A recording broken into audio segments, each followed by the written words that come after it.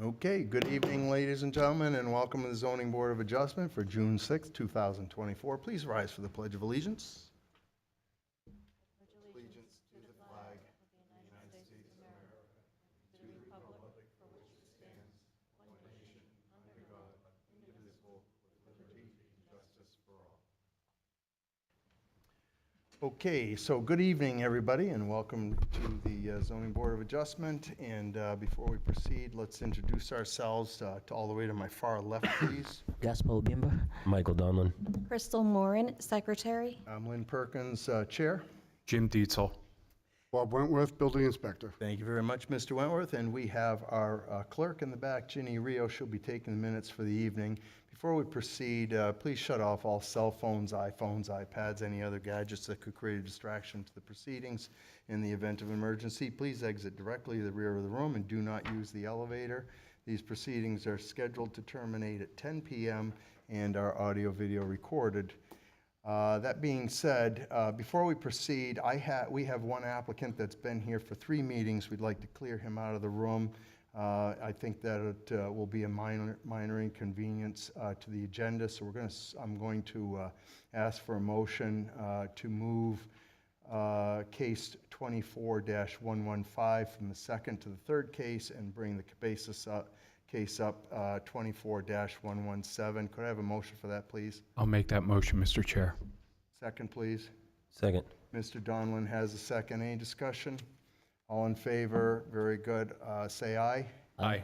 Any opposed? Hearing none. So we'll move that around, gentlemen, for the Elm Street project. Just you'll have a little longer delay, but we just soon make sure that we lighten the room up before and get some of the cases out of the way.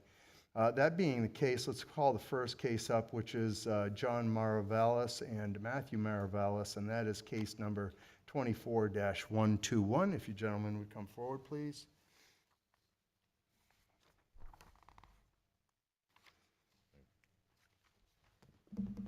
And good evening. Good evening, everybody. Good evening.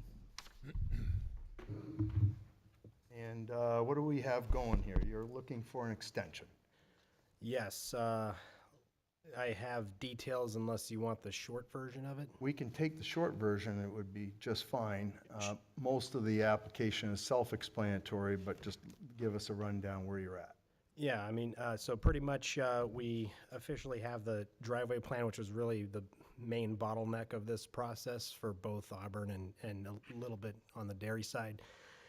So now that we have it, it took a little bit of time, and we were considering looking for someone else to fulfill that for us. But the long story short is we chose the patient route since we know the work that's done will be good work. And luckily, when we were submitting it to Auburn, they mentioned that our variance might be expiring soon, and lo and behold, it was. So it's a good thing she mentioned it, because we're here to ask for that extension and carry forward what we originally planned. Very good. And you think next month you're all set to get through the Auburn Planning Board? I believe they have a planning meeting in the next week or two that we're hoping to squeeze in. Otherwise, they take a break in July and resume in August, and we would definitely have it in August. So your statute typically runs for 2 years on the extension. That's acceptable to you? It sounds like you'll beat that by quite a bit anyway, right? Yes. Okay. Any questions from the board? Mr. Dietzel, you all set? All set. Very good. Thank you. All right. Any conversation on that? We can take a motion, go into deliberation. I'll make the motion. Thank you, Mr. Obimba. Second. Mr. Donlin has a second. All of a sudden, we've got a whole bunch of new names I have to start remembering, a little fresher. All right, so all in favor of going to deliberation, say aye. Aye. Very good. Any opposed? Hearing none. We have, this is pretty much self-explanatory. I don't know if anybody has any discussion or debate on this that they wish to bring forward. Seeing no gestures thank you. there. All right. Okay.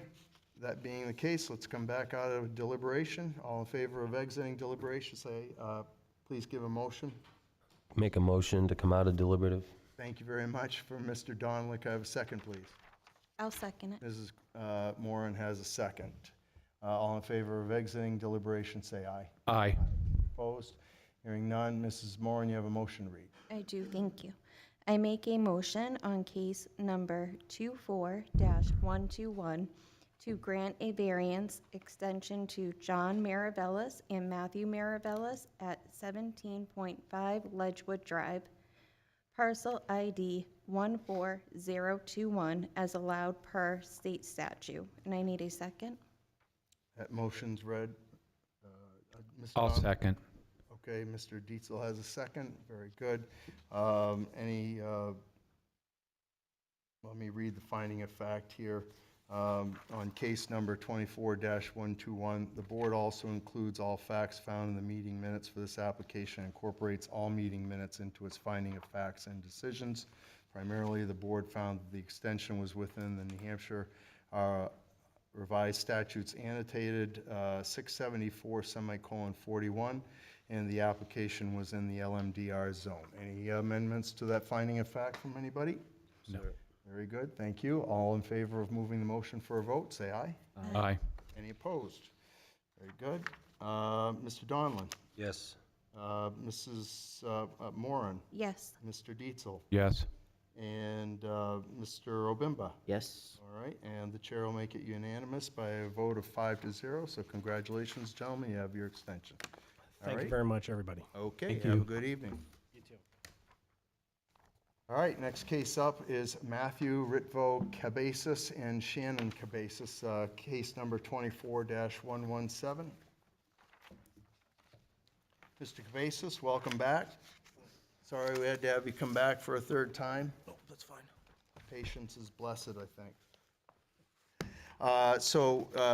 After your last presentation, Mrs. Rio and myself looked at the old zoning maps.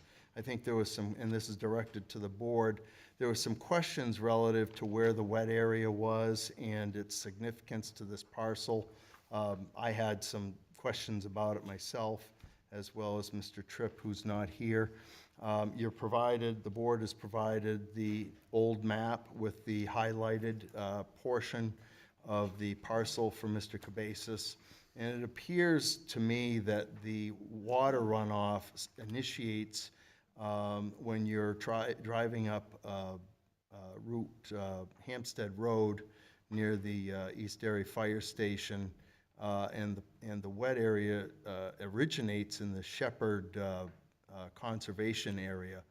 And as Mr. Cabezas had indicated, it seems to ebb and flow with seasonal conditions there. So in the orientation for myself, and I'll yield for anybody else to speak to this, the orientation of this, I thought that the wet area was closer to the lake or the runoff of the parcel, not a tributary going to the parcel.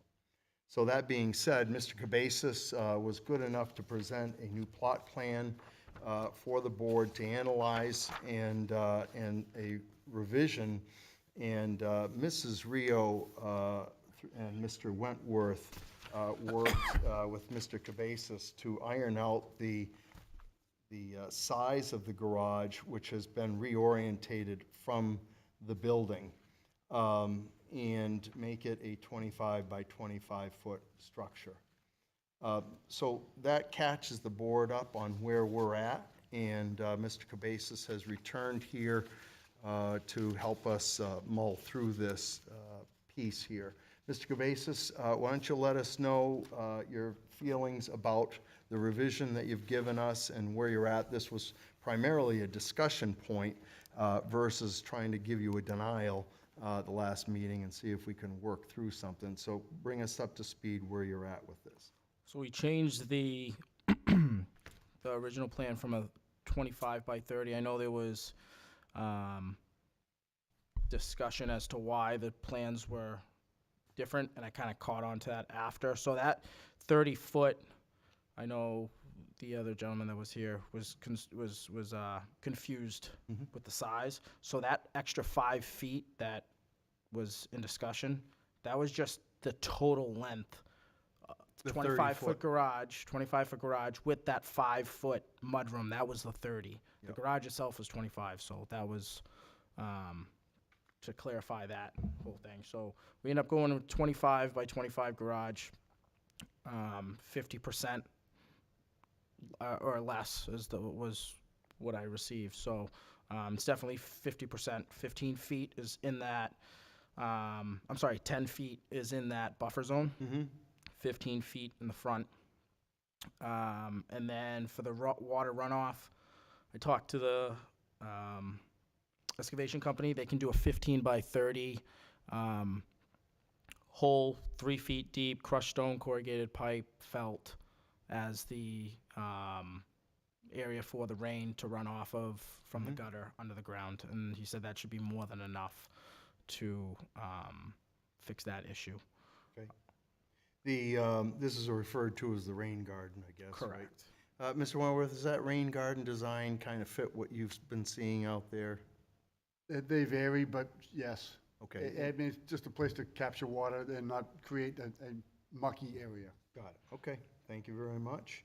I yield. Any questions from the board anywhere? Mr. Dietzel? No, thank you. No?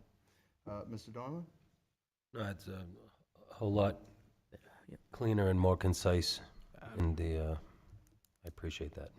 Okay, very good. Mrs. Moran? I have the same feelings as Mr. Donnellan. Okay. And this is a good plan for you as well, Mr. Cabezas? Yeah, I mean, as long as, you know, that 10 feet in the back is good with the board. That would be the plan to go forward with. Okay, very good.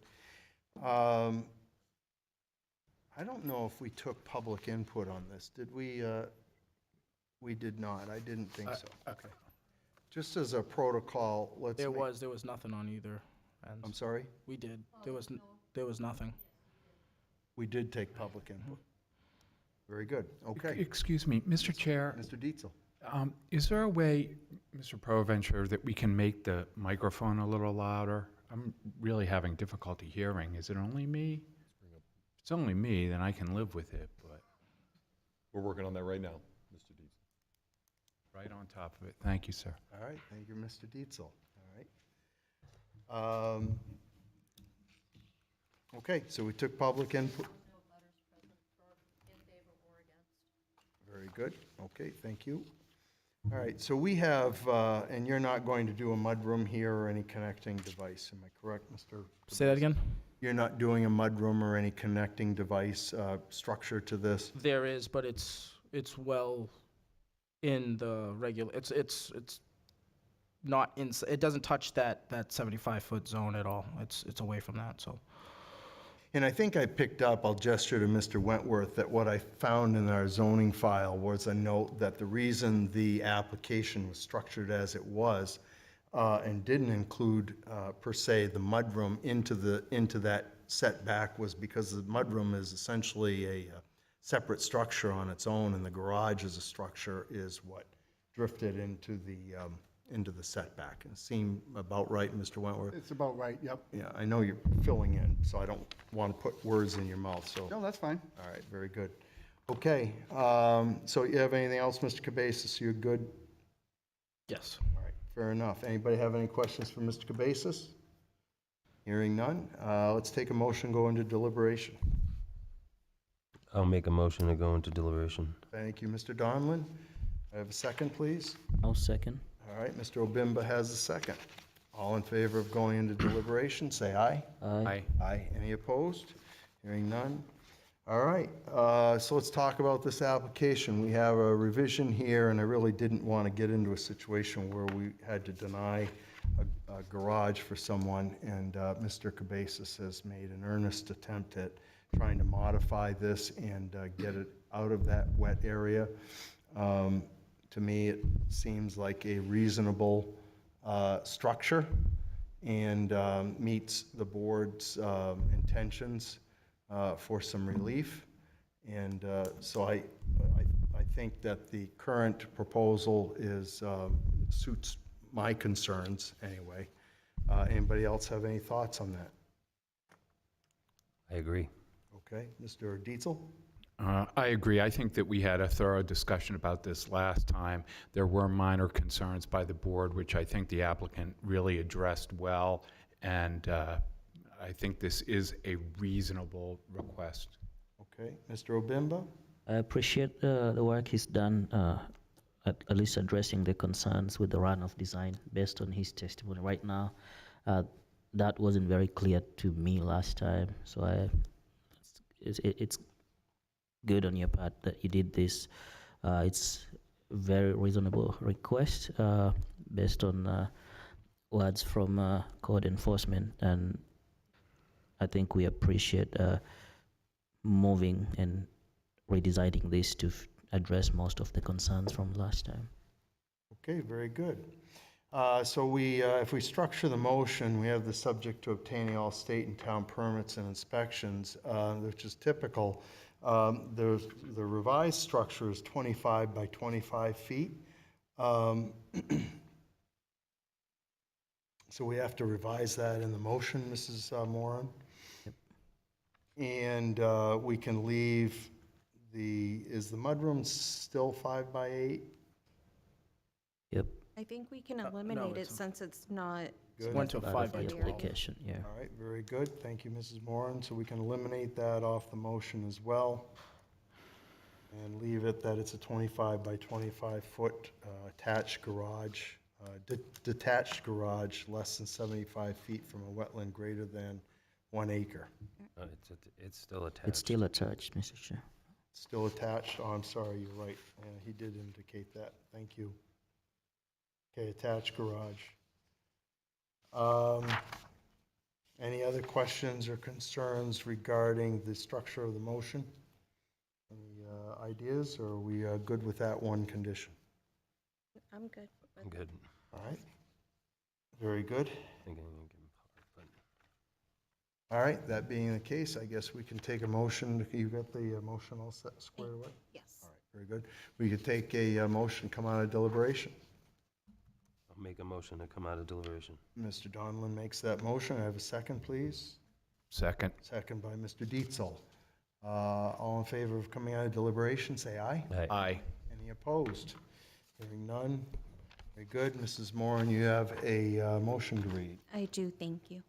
I make a motion on case number 24-117, Matthew Cabezas and Shannon Cabezas to grant a variance to the terms of Article 3, Section 165-20A of the Town of Derry zoning ordinance to allow the construction of a 25-foot by 25-foot attached garage less than 75 feet from a wetland greater than 1 acre at 29 Pond Road, parcel ID 45005, zoned MDR, as presented with the following conditions. We have one, subject to obtaining all state and town permits and inspections, and that concludes the reading of the motion. I need a second.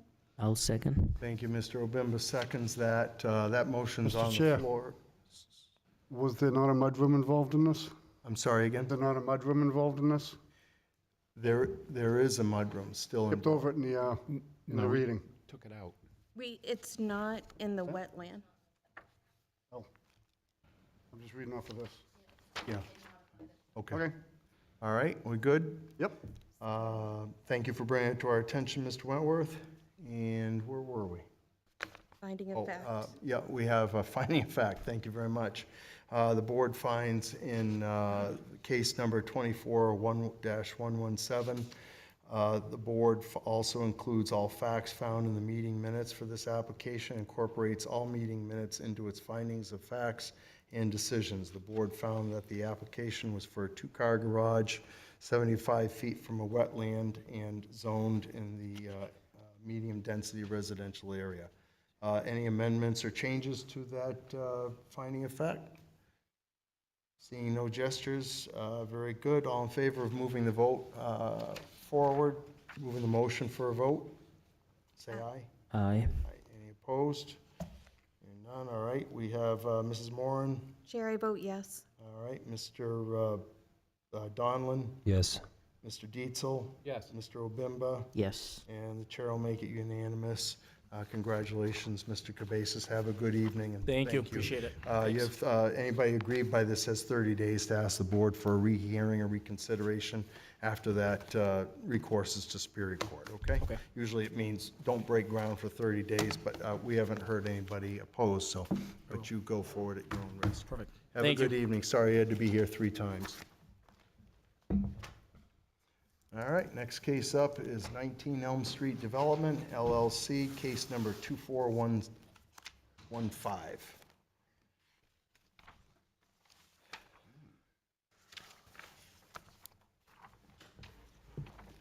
All right, good evening, gentlemen. If you'd like to introduce yourselves again for us. Yes, good evening, Mr. Chairman, members of the board. For the record, my name is David Jordan, engineer and land surveyor with Greenman Peterson in Salem, New Hampshire. My name is Gino Baroni. I'm the developer of the project. Very good, thank you very much. I know, Mr. Jordan, you kind of went on a spree, and that was 5 weeks ago. So I'm just going to take this one step at a time here. Our clerk has been good enough to divide up our questions to each of the criteria. And we'll just see if we can chip away at each of those as we go along. To the board, each of the individual motions that have been typed up, we'll just walk through them, and if you have any questions to that particular element, then you can ask them of the applicant. Everybody understand that? Mr. Obimba and Mr. Dietzel, okay, good enough. Let's start with the setbacks, if you can, and give us just a rundown here and the whys of what you're faced with here. Okay, so in terms of building setbacks, we are requesting a variance from Article 3, Section 165-10 to allow a building with a front yard setback of 20 feet where the average setback of structures 300 feet from either side of the building on the same street is 26 feet. So we're looking for relief for 6 feet on the front yard setback. Was it 20 versus what again? 26 is the average. I got it, okay. And so you are using that average protocol to justify the footprint here? We are, yes. Got it, okay. And then in terms of setbacks, we are also seeking a variance from Article Roman numeral 6, Section 165-45B to D to allow a minimum side yard of 15 feet where a minimum side yard of 30 feet is required for multifamily dwellings in the medium-high density residential district. And it's 30 feet compared to your relief is, request again is what? We're seeking a 50% reduction, 15 feet then? 15 feet, from 30 to 15, yes, sir. Is that just on the one side? That is correct. That is just on the right side as you're looking at the building from the street. Okay. All right, very good. Does that caption all the setback requests for relief that you're looking for? Setbacks, yes. Okay. Any questions from any of the board on that? Everybody understands that? All right, good enough. Let's go to density. Tell us about the density relief that you're looking for here. Yes, so just to remind the board, we are proposing a 26-unit workforce housing building on this property. So we are seeking relief from Article Roman numeral 6, Section 165-45B2A to allow a minimum lot area of 2,100 square feet per dwelling unit based on net buildable area, where a minimum lot area of 5,000 square feet per dwelling unit is required for multifamily dwellings in the medium-high density residential district. So that's a reduction of a little over 50% that we are seeking relief for. And I think when we were here the last time, Town Councilor Chair Chirillo, perhaps, I think it was from his lips, spoke on the fact that you're looking for a grant on this, to do this, correct? It's not a grant, it's a tax credit project through New Hampshire Housing Finance Agency. Got it. And this structure on density is, I don't want to put words in your mouth, but is barely above that threshold in order to get that grant relief, correct? Yes, the smaller the project, the less interested they are in giving the limited tax credits in the state of New Hampshire. What's the driver to this grant or tax credit, I guess?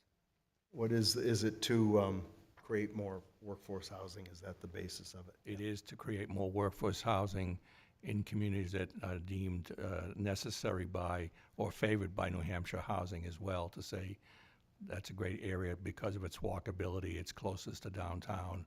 So we'll score higher on those points. It's a competitive process. So we need to go through this process to say, yes, the density is there, the walkability is there, the public structure is there as far as utilities, et cetera. And that's how they start to rank us. There's no guarantee the first time we'll get it through the competitive process, but usually at either the first or second time, since they deem this favorable, we're looking forward to getting the tax credit projects. And it's essentially must be proportioned to what the state thinks its average return is per unit in order to generate the return, I guess, is revenue in the economic development arena, right? I'm not sure how they deem it appropriate, but they're going to larger projects, again, because it's more efficient for them and more cost-effective for construction and development to do larger projects. So they don't want to see a 10-unit or a 15-unit. It just reduces your point score. Got it. So they deem this as a favorable location, but it has to have a density that they feel is worth granting as credits. Okay, very good. Any questions from anybody else on the board? Mr. Dietzel, you all set? Yeah, for now, thank you. Okay, good enough. We can come back to that later if you have any questions. Yeah, I might be formulating one too. Next was building height. Yes, so we're seeking relief from Article 6, Section 165-45B2E to allow a multifamily building height of 38 feet 8 inches, which is believed to exceed 110% of the average building height of other dwellings within a 500-foot radius of this lot. And as we explained in our application, there's about 50 other buildings within 500 feet of this lot. Most of those are two-story dwellings. And the way building height is measured, just to be clear on this, it's the average finish grade around the dwelling or structure to the midpoint of the roof of the structure. So there's quite a bit of process involved to identify on a per lot basis what the height of every single dwelling is. But where this is a 3-story building and most of the adjoining or most of the dwellings and buildings within that 500-foot radius are 2-story, it's just, it suggests to us that we're going to need relief on that requirement. Is that building height, is that an industry design standard or is it community to community? It does vary community to community, but I will say this is in line with typical building code definition of building height. Some communities choose to define it other ways, but many communities use this method, average finish grade to average midpoint of the roof. So on a slope, on a foundation on a slope, is it from the lowest part of the exposed foundation or the highest point, or doesn't it matter?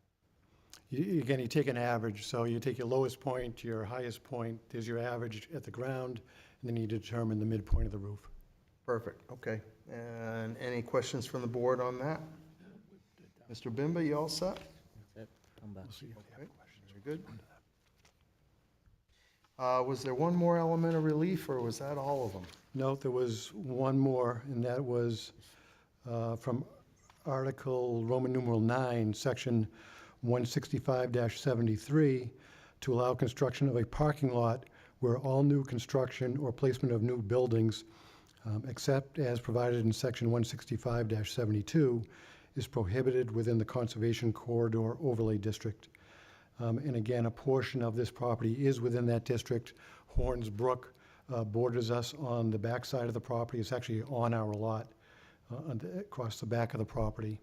And a portion of the parking area is within that Conservation Corridor Overlay District.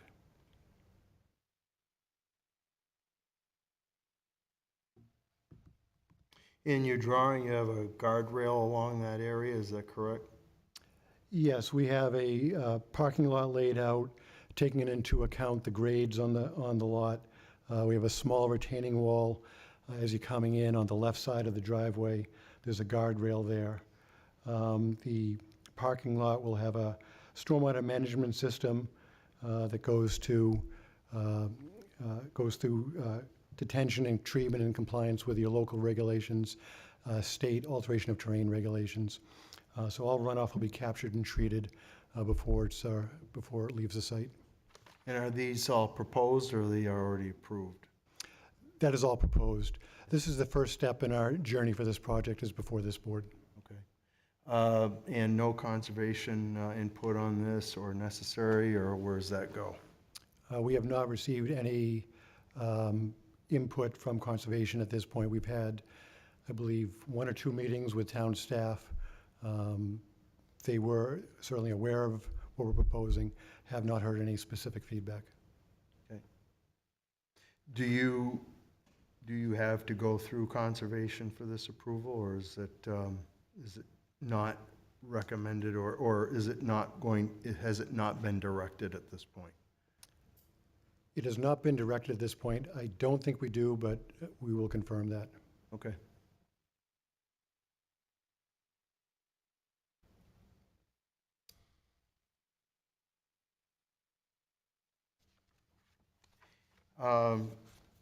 I don't have that document right in front of me again. That's the one I don't have in front of me, not that I don't have it. I very well may. But just cite that conservation relief for me again, if you would. Yeah, it's Article 9, Section 165-73. 165-173, thank you, Ginny. Yeah, oh, got it, perfect. Okay. Good. And I thought there was 5, so now I have 5. And I'm correct, there's not 6 areas of relief element here, am I correct? That is correct. There are 5. All right. So we've gone through all the structured relief that this application would need. This directs to the board. Are there any questions in development at this point relative to any of those 5 criteria? Mr. Dietzel? I have a brief one. Okay. When it goes to public safety, you mentioned one of the attractions of this project is walkability. Walkability to where? Downtown. And how would one get there? Is that via Maple Street mostly? My concern specifically is sidewalks. Some of those roads are kind of tricky, the angles that they intersect at. Do those streets have sidewalks? Maple Street does have a sidewalk. Our plan shows a connection to the Maple Street sidewalk. So we'd be bringing a sidewalk around the corner to connect to our site. Okay, And my questions are I think a answered. portion of Thank Elm you. Street may have a sidewalk as well. My questions are answered. Thank you. All right, Mr. Dietzel. Mr. Obimba, you all set? Any questions? I'm wrestling with the 165.73, the last request there with the spots there. There's 26 units, right? And if you look at, So is this 165-73 is conservation overlay? Are you Yes. referring to that or density? I'm referring to the density one with the Okay. spots. In addition to, I think it's gonna infringe on some of the wetland areas. Where are we finding spots? Assume this unit gets occupancy at 100%, and every household has 2 vehicles. Do we have off-street parking for? No, it does, we have empirical data in all our other projects that no more than 1.25 per household have vehicles. They can't afford, most of them, 2 cars. And I think Bev Donovan has taken photographs of our other projects to look at them, all different types a day. And we have, I think in other projects, 1.5, but there's plenty of space. We have data again showing that not more than 1.25 per unit. So there will not be, I can't say if someone wants to legally park out there, but there's sufficient parking as designed for everyone to be on our parking lot. It would sound to me that the design on that would be with the criteria of financial, rent design, or a targeted group of people that may live in this structure. Is that accurate? So if you look at the workforce housing criteria and what we're subject to by both federal and state law, they cannot exceed so much income. Every year, they are, again, the federal government and the state will come in and look at our files, look at their income to make sure they're not exceeding it, because there's a waiting list for so many of these. So it is a financial-based issue. And the issue about workforce housing and how you get a competitively better score is how close this is if one spouse works and the other one can walk, or not having to take a car to a grocery store or something of that nature. So this is all by their criteria. Got it. Typically, we don't see 2 cars per household. I understand. And it's not a discriminatory issue, and nor is it the question intended in that way, but I understood where Mr. Obimba was going, and it was relevant to how you calculate that, which is on financial score versus average income, and what, I got it. So are you satisfied on the parking aspect, Mr. Obimba? I am, Mr. Chair. Very good. Mr. Donovan? I'm gonna see how this plays out, Mr. Chair. Okay. Yes. Yours said that they have not had a full TRC meeting yet. Okay. Okay, so they've only met with Mark and Bob Mackey. Okay. So the TRC committee would defer conservation with their review. Very good. Okay. Thank you very much, Mrs. Rio, and thank you, Mr. Sioros. Mrs. Moran, any questions from you? I don't at this time. Okay, very good. So, Mr. Dietzel, you're all set as well? All set, thank you. Okay, so we've gone through all 5 of the criteria and had a clear explanation to bring us back up to speed. Mr. Wentworth, any messages you wish to pass on through code enforcement where you're sitting in for them? Well, we had a note, the Hood Dam flood study Okay, needs to come into consideration. And parking 39 versus 52, so the parking we already know about. okay. What is the Hood Dam flood study? Can you elaborate? I have nothing in here about that, so I'm going to defer that to probably conservation. Okay. All right. All right. So I think we are at a point, if there's no other questions, and we've gotten input from via a building inspector from the code enforcement office. We can make a call to public at this point.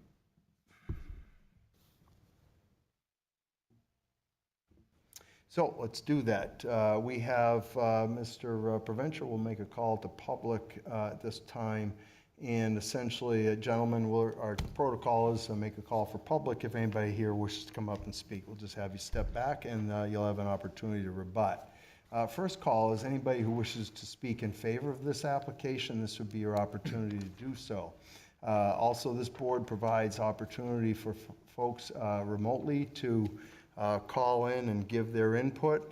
The phone numbers will be posted on the screen, and that's 646-558-8656, and at the prompt, enter meeting ID number 323-909-140. In the event of any technical problems that you can't get through, please dial 845-5585, and the clerk will patch you through so we can get your input remotely. That being said, we made a call for anybody who wishes to give input in the affirmative on this application. Seeing no one rise at this time. Anybody out there, Mr. Preventure? Seeing none rise at this time, Mr. Very good. I've just seen a hand come up, and we will welcome Councilor Cherichirillo back.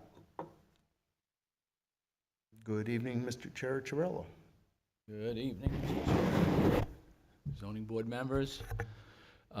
Just a couple of things as I was listening in. I live on Rollins Street, and so I'm very familiar with the area.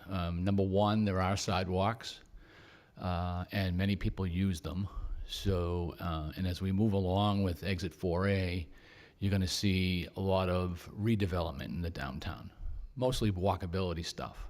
So that's, I just wanted to point that out. Secondly, people that have been in town for a long time remember that lot as an old shoe building that had all kinds of stuff that was cleaned up. And it's a unique sized lot. It's got that little brook in the back. But this is an area that was zoned for multi-high residential. So it makes sense. This is the area of town where it goes. We've got water and we've got sewer, so we've got the infrastructure there. And then lastly, I just want to say, what I do for a living is I'm a real estate agent. And I think I brought this up the last time. The average home in Rockingham County is $650,000. We are forcing out a lot of younger people that can't afford to live here.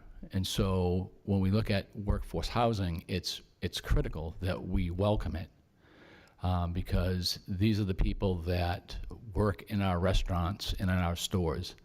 And without those people, we won't have the services. Police, fire, nurses, all of that. So I wanted to bring that up. The town is in favor. The town did send me down because I'm also the district counselor. I'll see it from my home. So, but I think it's a welcoming thing, and hopefully that the zoning board will look favorably upon it. So thank you. Yeah, any questions for Councilor Cherichirillo? Ms. Moore? Because of your line of work, and I'm sure it will be brought up, what do you think it's going to do to other property values compared to what it is right now and what it can be? So the way I view it now, as I mentioned, I live right around the corner. My house is 1902. It's a work in progress. But as you look at our oldest section of town, you're going to start seeing redevelopment. So I personally think that you're going to see more people investing in this area of town. So I look at it as a positive. Sometimes, and I sat on planning board for many years, and we try to work on bringing the downtown up to snuff, and some of the things that we did over the years just quite didn't work. But now we're at a critical point now because we've got Exit 4A. I mean, as everyone knows, coming off Exit 4, the people from Chester, you clog on the downtown, so it queues up during commuter times, and it's very tough to move through. That's not the ideal downtown. So with Exit 4A, and this has been in the plans for many, many years, you get Exit 4A in, you bring off some of the traffic, now you start redeveloping the downtown and the blocks separately from the downtown. And I think you're going to start seeing more and more of this. So I think it's a good project. To answer your question again, I don't think it won't bother the values. Right now, we've got such a critical housing shortage. I'd estimate you'd have 15 buyers for every house that's on the market. So you've got a lot of pent-up demand, and I don't see that changing within the next 5 to 7 years. Thank you, I appreciate it. You're welcome. And before you leave, the design criteria to this and the whole walking traffic, and I know that this has been deep conversation for 10 years, right? And, but the design to that and the idea to this zone is that it provides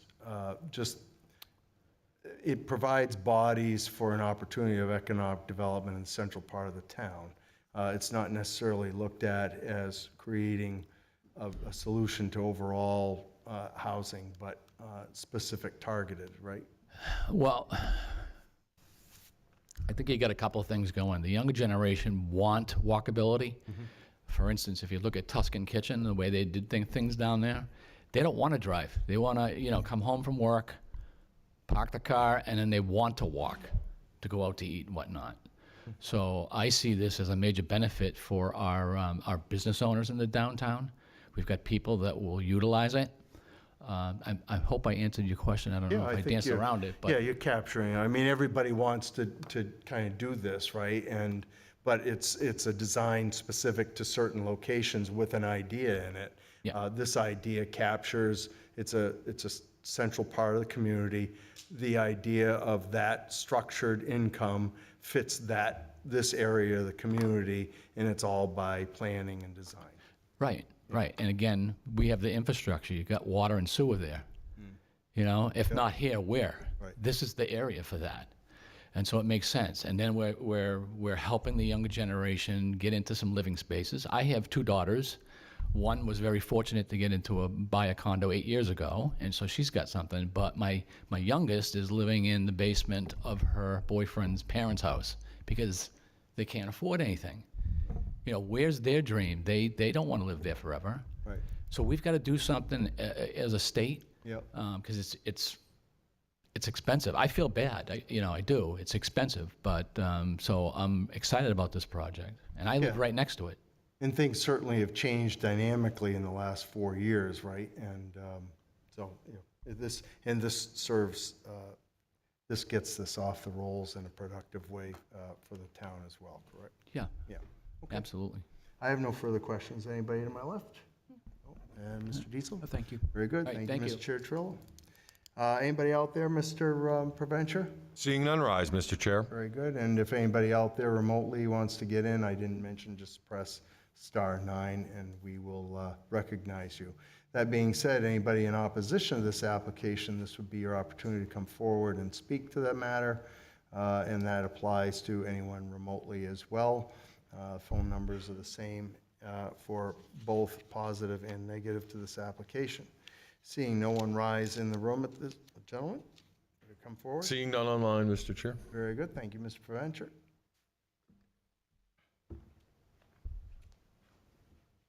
All right, name, rank, serial number. Hi, my name's Cody Williams. I live at 15 Elm Street, and a little bit of background about myself. I'm a teacher. My wife is a veterinary intern, and I believe that we are kind of the target audience that you're trying to pull into Derry, and I am very opposed to this. A few things for me. They are trying to go against 5 different ordinances in order to make this happen financially for them.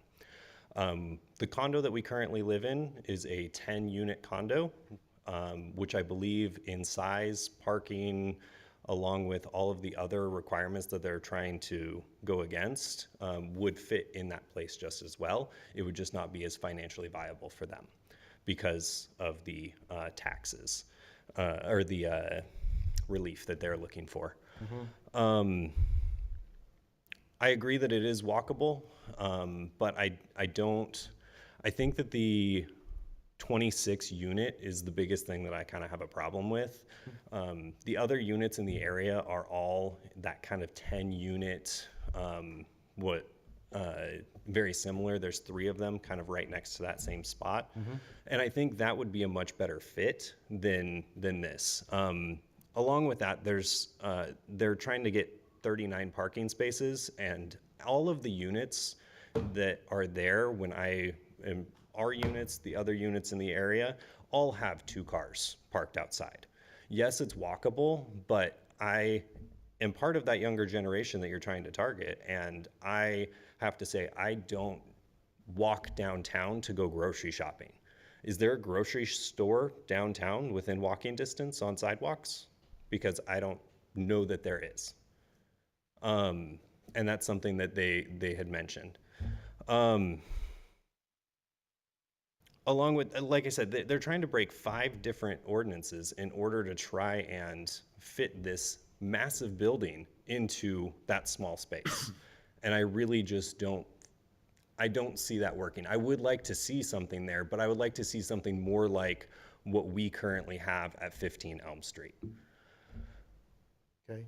I don't know that anybody was targeting, per se, grocery shopping. He had mentioned they like to come home and walk to a grocery store. That was mentioned, and that's something that I don't see a lot of people doing. Yeah, I certainly, I understand that that could be difficult if you're doing your weekly shopping and you and the missus are walking across town with 12 bags of groceries, from like Hood Plaza or something. Yeah. I understand that idea, right? But you zip around the corner to Cumberland Farms and grab a dozen eggs for the breakfast in the morning. That's grocery shopping Yeah, too, okay. right? But I know historically with this, one of the points to it was the downtown development and the town's strife with trying to get bodies that could help support downtown services. Of course, this discussion went on before the pandemic and people having to work from home and whatnot. But I think a lot of it was to support the service industries because so much of our economy is designed in that way now. And I'm not telling you you're wrong. I'm giving you the historical arguments that we've heard during planning development over the last several years. And I think that the idea to the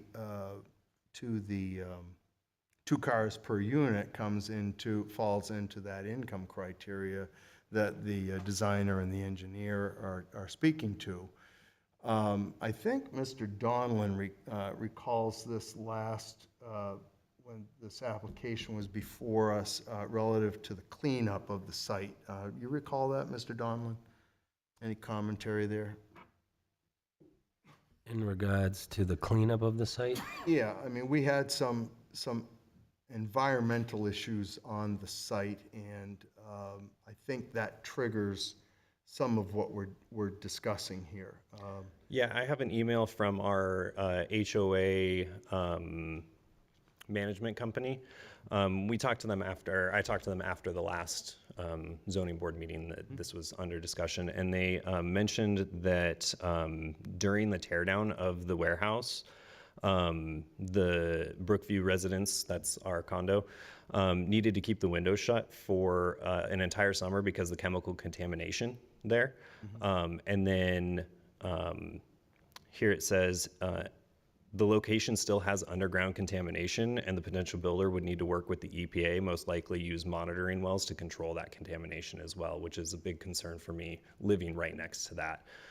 Any sort of disruption of that is concerning for my health potentially too.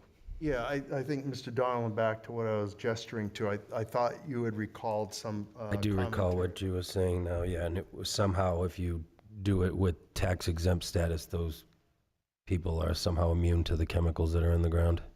Well, not immune from like inoculation kind of immunity. But I think that the point is that this project, the reason it becomes viable is because it can be guided easier through federal government if you're using federal government funds.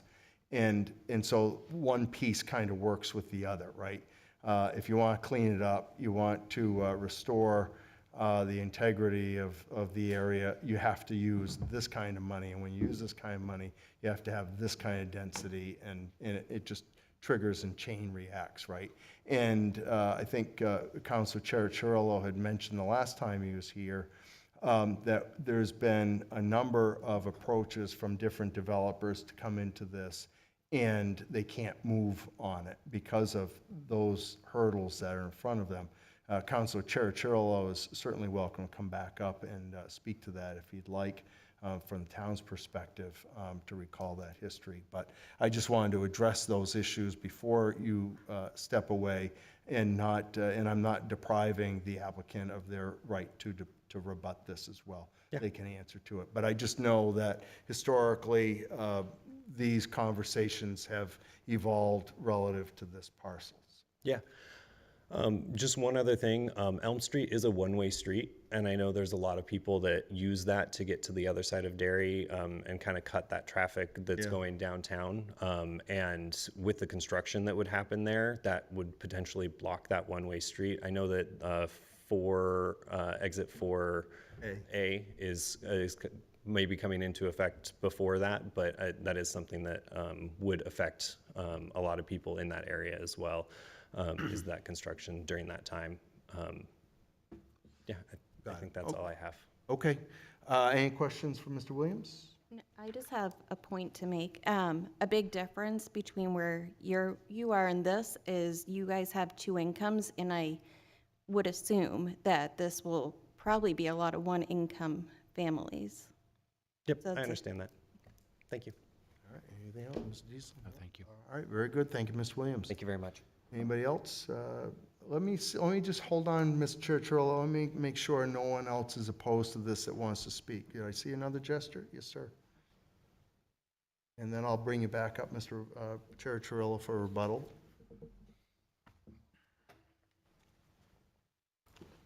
Good evening. Hi, good evening. Chris Gump, 15 Elm Street. I agree with everything Cody had just said, especially with the parking. Like our street is a one-way, so there's only parking on one side. Most of the places on that street, people are parking on the street already, so there's not room to fit up to those 52 spots on that street. And across the street from where this is being located is there's not parking across the street from it because of the farm stand. Yep. So I don't see where those people, if there is not room in that parking lot, where are they supposed to park? You mean, are you getting to overflow parking for this? Right, yeah, if there's not facility? enough spots. Yeah, I'll let the applicant readdress that, and the board can consider it. But I think that this is not the first time that the model of parking that they're utilizing has been before this board in similar applications downtown. And again, I'll let them address that accountability on their own. But I think that their idea, and we broke it down earlier, right? The proportions, the income design, and what that average income design is going to return and give to a family, is the calculus that they're presenting to this board. Mhm. Anything else? Nope. All right, Thank very you. good. Thank you. All right, anybody else speaking in opposition? All right, Mr. Preventer, anybody out there? None online, Mr. Chair. All right, let's invite Mr. Council Chair Chirillo back up, and then you can address those points that we examined. How do you pronounce my last name? I butcher it every me for how long time now? historically. All right, no problem. A couple of quick things I want to note. I'm looking at the site now. So it's one way up until Jefferson Street. So Got it. past Jefferson Street, it's two-way. Okay, So that's a majority of that lot right there. okay, Okay. thank you. My understanding is, as you remember, the old shoe building had some old storage chemicals in there, but the town actually contacted the state. They removed all that stuff. I think the piece that we were talking about is a small piece of PFAS that's located in the ground. And if anyone knows anything about PFAS right now, we have to figure out a way collectively, and I'm talking about everybody, has to find a way of where we can actually store that. So what they want you to do is leave it alone, just leave it undisturbed for now. But we've all heard, did I go out? PFAS is all over the place. We've heard it in Merrimack, Bedford, Amherst, Londonderry. It's very prevalent. But the key piece is you've got water and sewer. Yeah. So it's not affecting well water, okay? Right. So, And you're not having the effluent flow out of a leach field and start to wash this stuff exactly, out. Yeah. right. Okay. So, when technology gets better, they can remove that PFAS and it'll be done and over with. And this is not to pick on the people at the condos. I love those condos. They're really nice. I've sold a couple of those. But it was interesting because when they built those, the neighborhood didn't want change. And they thought that was too intense. Yeah, yeah. So it's kind of ironic to see. I mean, I've been here for a long time, so now I see it where they don't want change. But I can tell you right now, from what it was, that old building, Yeah. I think the developer's going to do a fantastic job. It'll be a nice project, and I think it will fit well. So thank you. Very good. Thank you very much. All right. Anybody else have any questions or concerns before we move on to the next step? All right. And nobody else out there, Mr. Preventure? Correct, Mr. Chair. Very good. So we'll presume that the board has met the obligation and statute for public input. Gentlemen, you're free to rebut. All right, if I may, Mr. Chairman, start with this so I don't forget. I don't know if you have seen it or are aware, but we also do have a letter of support from Governor Sununu on this project. If you do not have a copy, I can provide you a copy. The board It's does. in our package. The board does have a copy, and thank you for bringing it to our attention. And it is on the record. All right, thank you. And anything rebuttaling, you want to readdress that parking issue that was a concern? Yeah, no, absolutely, Mr. Chairman. And, we appreciate and respect the comments from the abutters at 15 Elm Street. Again, as this board is aware, but just so everybody in the room is aware, the difference, again, is that is market rate housing, where we are proposing workforce housing.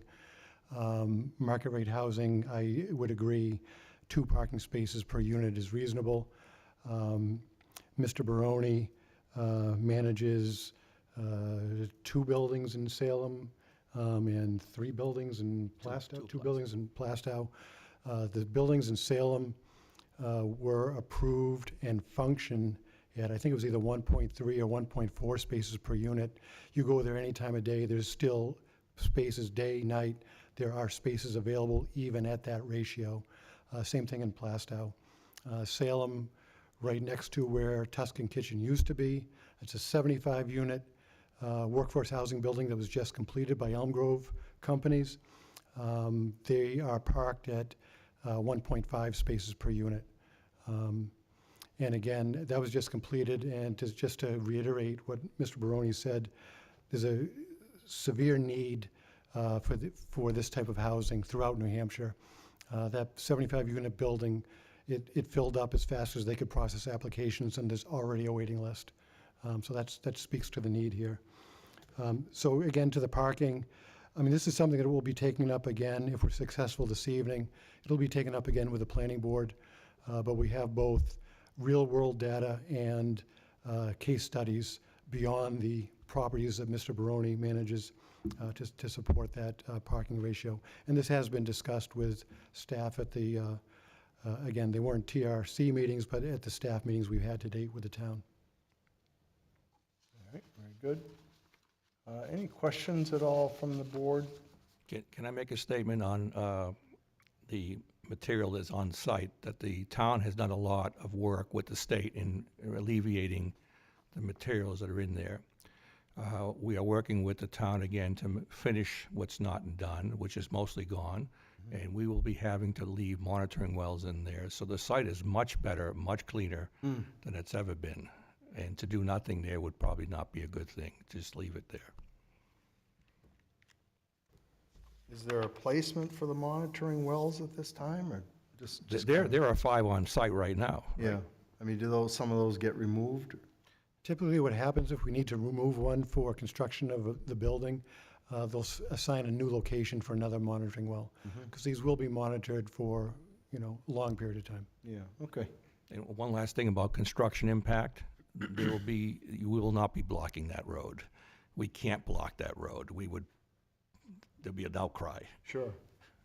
No, I understand, and I also understand, you know, myself looking at a development project and steering away from it because it's a narrower street and it wasn't something that you could rely that you would ever be able to get equipment in and out because people were parking on the street. But that was not a main thoroughfare, and this one is, and I'm sure that any issues relative to that, the constable will help clean up, so.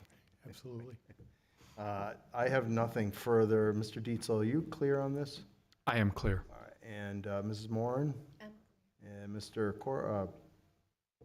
Donlin? You were all set? I think I do have a couple questions, if I may. You may.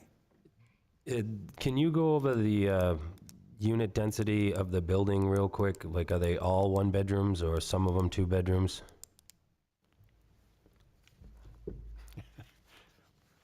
Nope, I do have that information. Yep, it's on the plan. I thought it was on the plan. I think it's 12 and 14, or there's 2-bedroom and 1-bedroom, so but I'm not sure the exact mix. Yeah, there are 14 two-bedroom units and 12 one-bedroom units.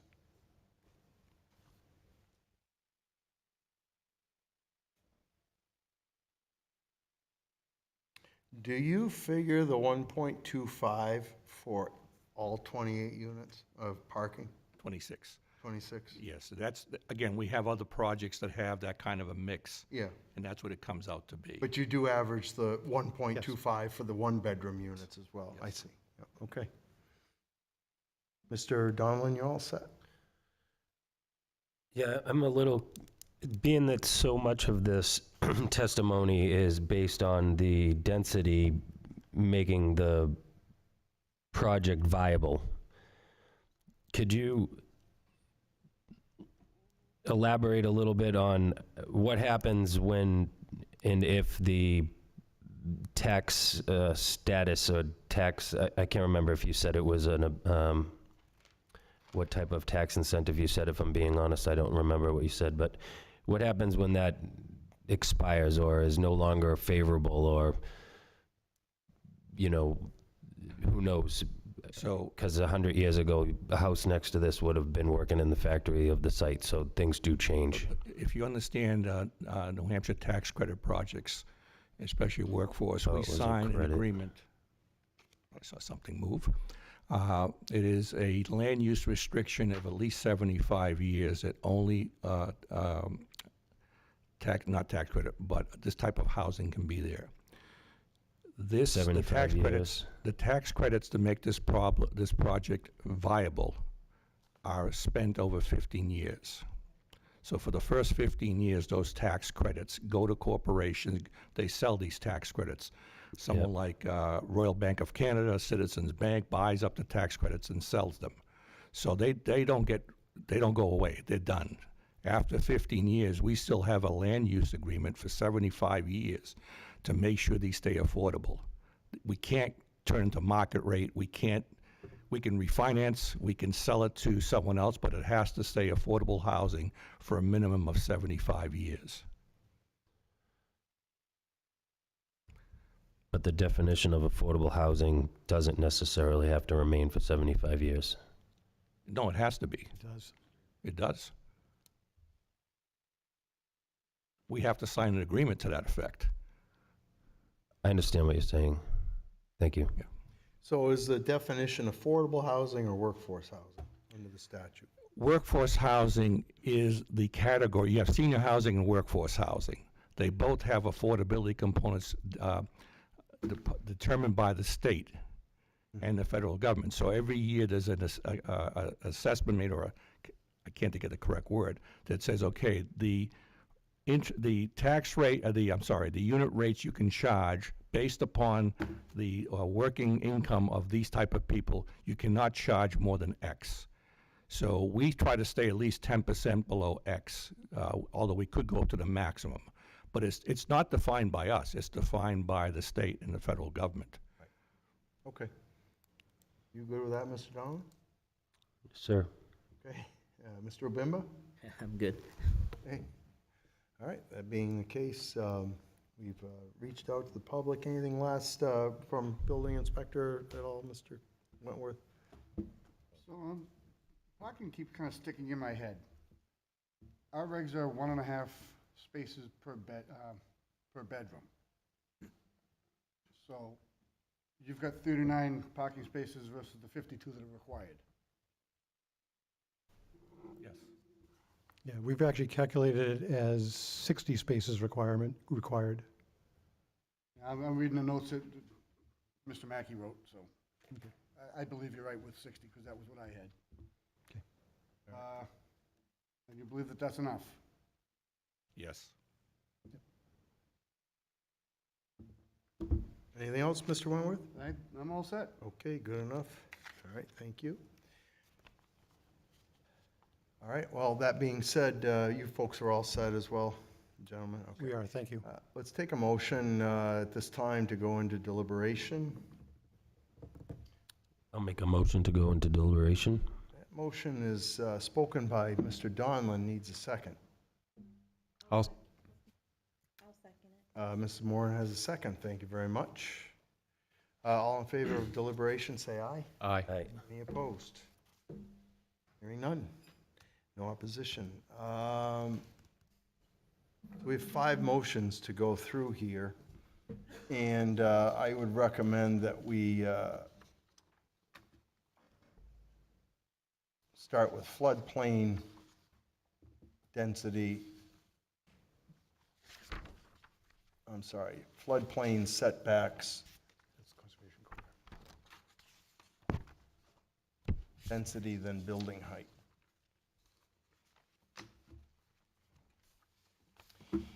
Floodplain. We are in the 100-year flood zone, conservation corridor overlay district. Anybody have any commentary relative to that portion of the of this application? Any comments? I mean, the impervious ground, obviously, they're going to be struggling for parking if dealt with correctly, which should be picked up through planning. I don't have a major problem with it. And if I heard you right, Mr. Donlin, you're citing the conditions on the motion? Or adding to them? No, I was just speaking to it in general. Okay. Understanding that the flood zone requirements, as Mrs. Rio brought to our attention through Mr. Cioros's comments, that this project hasn't actually gone through TRC at this point, which will probably, no doubt, bring this kind of conversation in, but we can make a third condition there, subject to planning board approval. Mr. Wentworth, could you speak to this? TRC, once it goes to TRC, if there's an objection there, that typically gets corrected before it can Correct, it proceed? comes back. Okay, and TRC is separate than planning board, correct? So to Mr. Donlin, I think where you were going with this was in that spirit, am I correct? I believe so. I mean, it already is subject to planning board. My point to it was that the correct drainage and dealing with the fact that part of this is not going to be drainable land, for lack, to say it a different way, should be picked up and dealt with. In TRC? Yes. Yep. And then it would go to planning board, correct, Mr. Wentworth? Yep. So any apprehension I would have about it should be picked up elsewhere. Correct. Yes. And historically, the zoning board is the least expensive process and usually the first one to try and get out of the way. I see that. Yeah, okay? You can make an additional condition on there if you'd like. You can speak to that. I'm good. Not just planning board approval, but technical review committee. Yeah. If you'd like to add that as a condition on the floodplain application. I'll leave that. Got it. Thank you, Ms. Rio. Mr. Obimba, any thoughts on the floodplain on the floodplain variance? I believe that will be handled by the TRC or the planning board. You're comfortable with that? With that, yeah. So I Okay. think subject to planning board approval and obtaining all state town permits suffices. Okay. Mr. Diesel, you comfortable with any? Yes, I'm comfortable with that, and I'd like to see it go through the TRC as well, see the results. And you want to make that as a condition on I it? would, yes. Okay, very good. Mrs. Moran, any comments from you on the floodplain relief? I agree with everything already stated. All right, so let's add on that number 3, it may be redundant, but just for the board's peace of mind, you can put the TRC on that condition, 3rd condition down. TRC approval.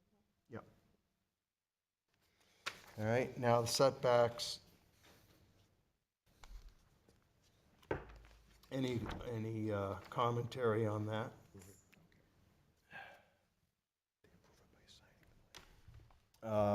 Anybody have any concerns with it? Anything that they don't like?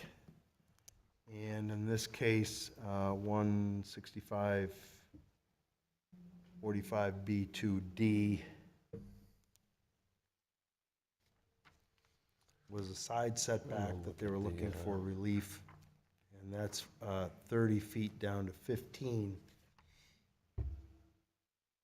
And I would believe that the reason this building gets pushed across is more so is for adequate space to try and get a 2-lane driveway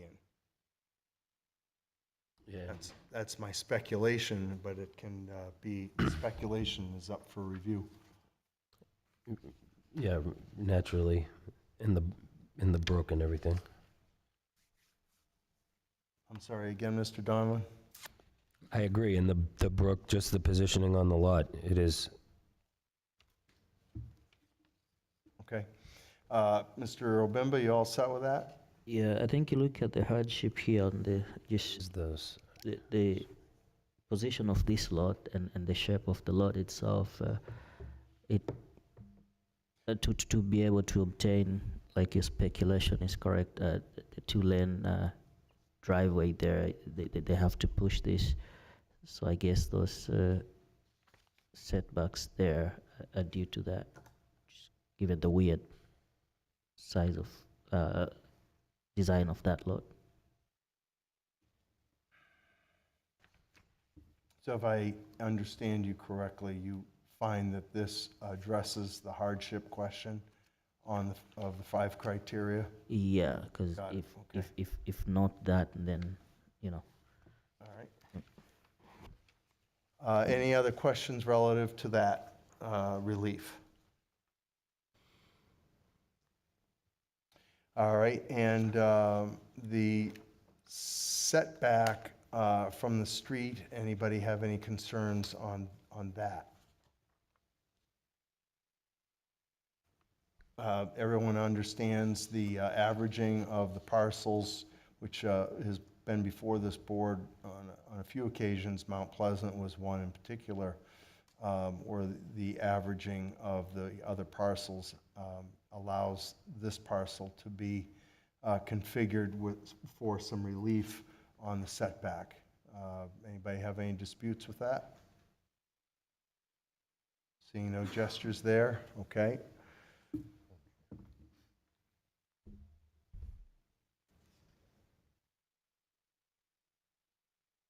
All right, so we'll move on from setback to density.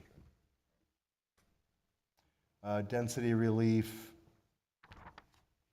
26-unit multifamily, defined as we've discussed as workforce housing by statute and accompanied by assistance with the state, gives this is the driving force for the applicant to meet the standards for the grant in order for development.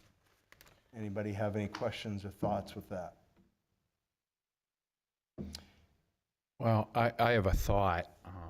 Thank you. I understand that it is going to be obviously going to increase the density of the neighborhood, and I understand the concerns of the abutters, but I believe that this is a greatly needed project, and in that light, I'm trying to apply the 5 criteria. Really, the only stickler is the first one, and I think they've been addressed by the applicant. My concerns with the safety, concern with the, certainly the environmental factors. It's my understanding that the biggest environmental hazard was the building itself, and that's been taken care of. The ground pollution is certainly a concern, but we address that as well. I'm not going to speak to the motives of the applicant other than the fact that they want to make this project. And if their main driving force is to financial and to increase their profits, well, that's their business. And that was a concern. The people who spoke in opposition said that they're making something bigger as a financial decision when they could probably make something smaller, paraphrasing, of course. It's not really this board's purview to get into their profit motivation. We need to look at the ordinance and see why a variance is or is not appropriate. And I think given all the factors that we've discussed here, I think that the 5 criteria have been met. Thank you. Okay, and is that regarding all 5 of the aspects of relief or just in the density? All 5, well, we're addressing the density right now, Yep. but yeah, I would certainly apply the same logic to all parts of this application. Yeah, okay, so, and I just want to make it clear, I'm not sure that it's profitability versus in desire to develop this, but it's applicability for the applicant to make this work. And I think that the discussion of hardship certainly lends itself to the parcel design that was developed maybe 200 years ago or 150 years ago. I think it's the last shoe factory building that existed in the town. But so the footprint's been already put there, and we've had, the hardship is that the town has already had a number of people come to it and can't make the project work, and this individual has that design with the aid of the state, so to make it happen. So I'm not telling you you're wrong on what you're saying, Mr. Dietzel. I just want to clarify some aspects as I've seen them. Understood. All right, thank you. Mr. Obimba, anything from you? I think if you also look at on the density part, the town's master plan for 10 years, this is, I've read the revision of it. It's pretty much in line with what the town is trying to achieve, especially with the completion of Exit 4A. Like somebody stated, I think it was the chair there, it's going to happen. There's going to be a lot more worse developments of similar properties because we need the downtown to be up and running or revitalized. So this seems success in terms of the number of variances that are being requested. But if you look at those criteria points, 4th and 5th, it becomes very difficult to be able to develop or make good use of this lot without having to request that many variances. And they're pretty much in line with where the town is planning to go or do with itself in the next few years with the downtown area. Okay. Yep. Mr. Donovan, did you speak to density or pass on that, or any comments? No, sir, I have not spoken to it yet. Okay, you wish to. What I'm hearing right now is that because no other viable development of this lot has existed in the last decade or two, we'll say, that the only viable thing that's come across is this particular proposal that is satisfying the hardship in some people's eyes? I think that what if you're referring to my point was that the amount of challenges that this parcel has met because of its geographic location and the area around it, that to me stipulates a hardship for development. And to make it affordable, and of course, you bounce back to that ancillary point of what's in the ground and the remedy for that, I think is a deterrent to other developers as well. I'm not sure that it is per se, but I certainly think it's a hurdle. I would agree with that. Would you, would anybody care to expand on the spirit of the ordinance as observed at 236%?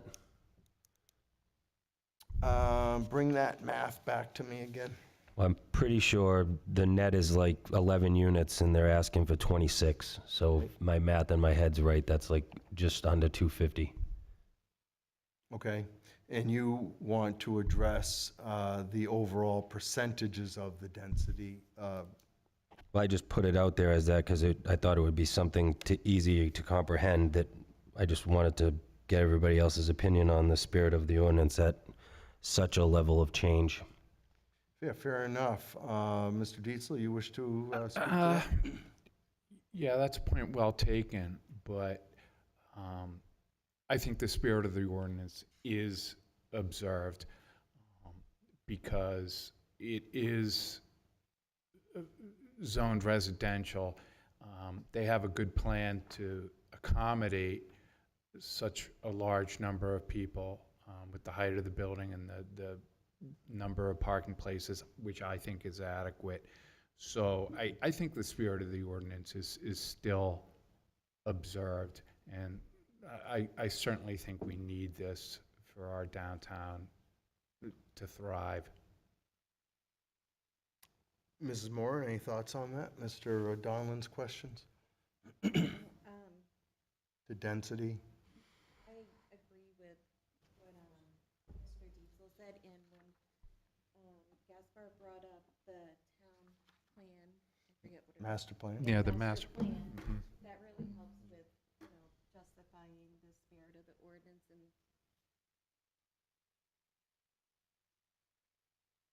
Yeah, I looking at the image that Mr. Provencher is kind enough to put there, I think that there's probably some buildings in that area that don't quite meet today's criteria on density. And in following what the guide and the intentions of the town are, the direction, I think that it's meeting the spirit of the ordinance in this case is adequate in that philosophical idea.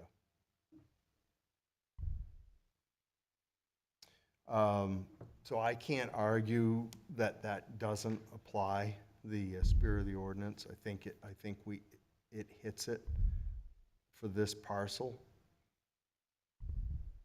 That's my thoughts on it. Mr. Obimba, any thoughts? I had a question for you, Mr. Chair, to give some direction.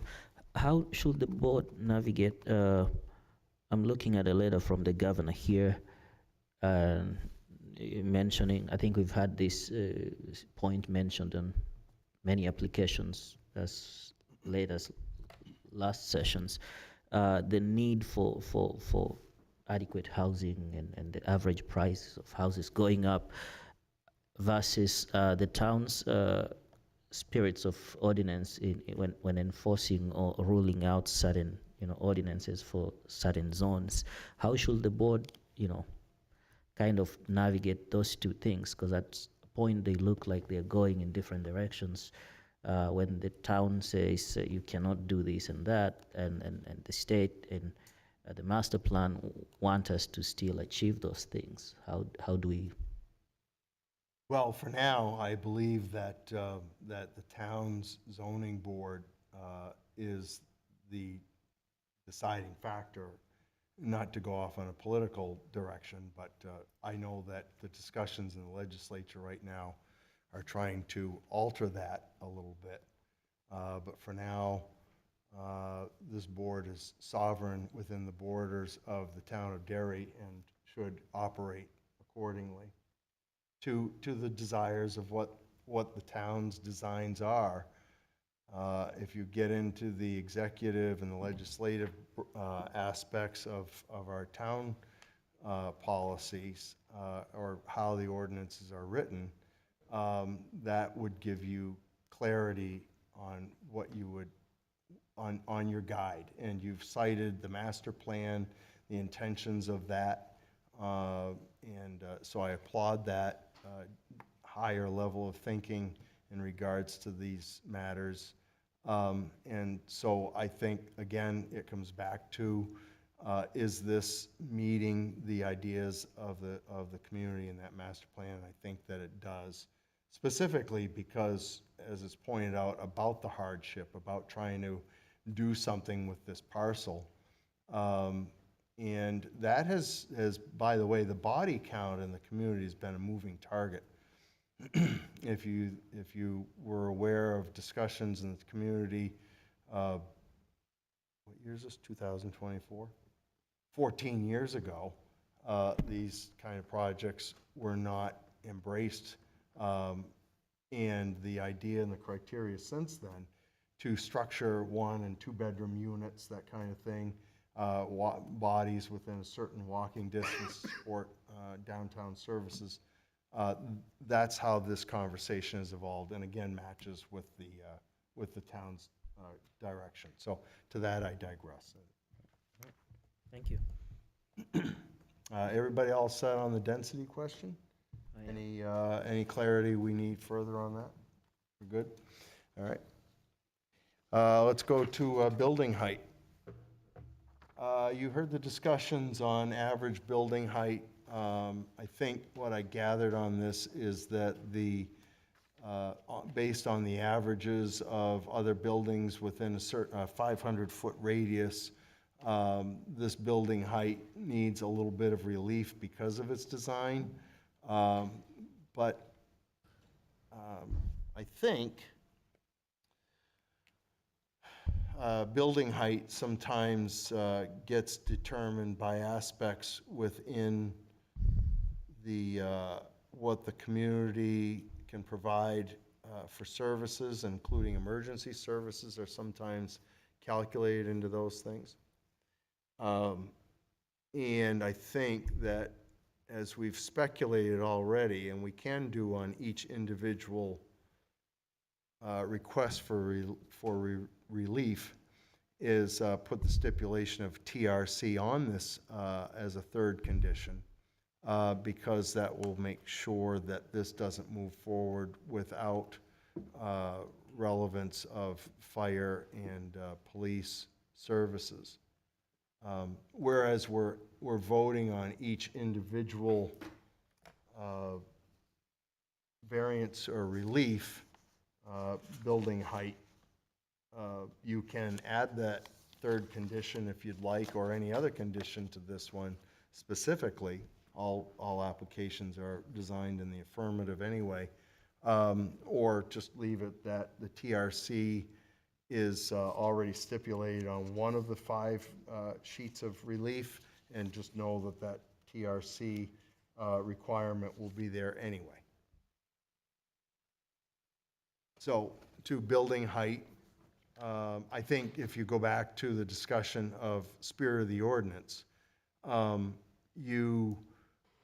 I don't know where building height is so critical to spirit of the ordinance. And again, certainly if it is, it can get covered in planning board review or the technical review committee. I think, Mr. Wentworth, would we see an issue on building height because of design criteria, because of this specific project? Perhaps. Downtown, it's the foundation now. In front of the foundation is a point in the sidewalk with a sea level height. Okay, And I believe we're not supposed to be above that. okay, I think it's 285, I believe. all right. But would the issue with the building height come in because of the building design, because of the stipulation that this is 26 unit? You're running into a whole different building code design versus the applicant who or the abutter who has suggested 10 condos or 5 condos. Those are of a more residential design. But when you get into this category of building, the design is going to balloon in height per living unit. Am I in the right direction there? I think I know where you're going. Okay. And so relative to the building height, the relief that's being sought is because of the size. And I can speak to the IBC, which is the International Building Code, not the International Residential Code. And the building code, when you get into certain criterias and the criteria is, help me out with that, Mr. Wentworth. Area? What's that? Talking height and area?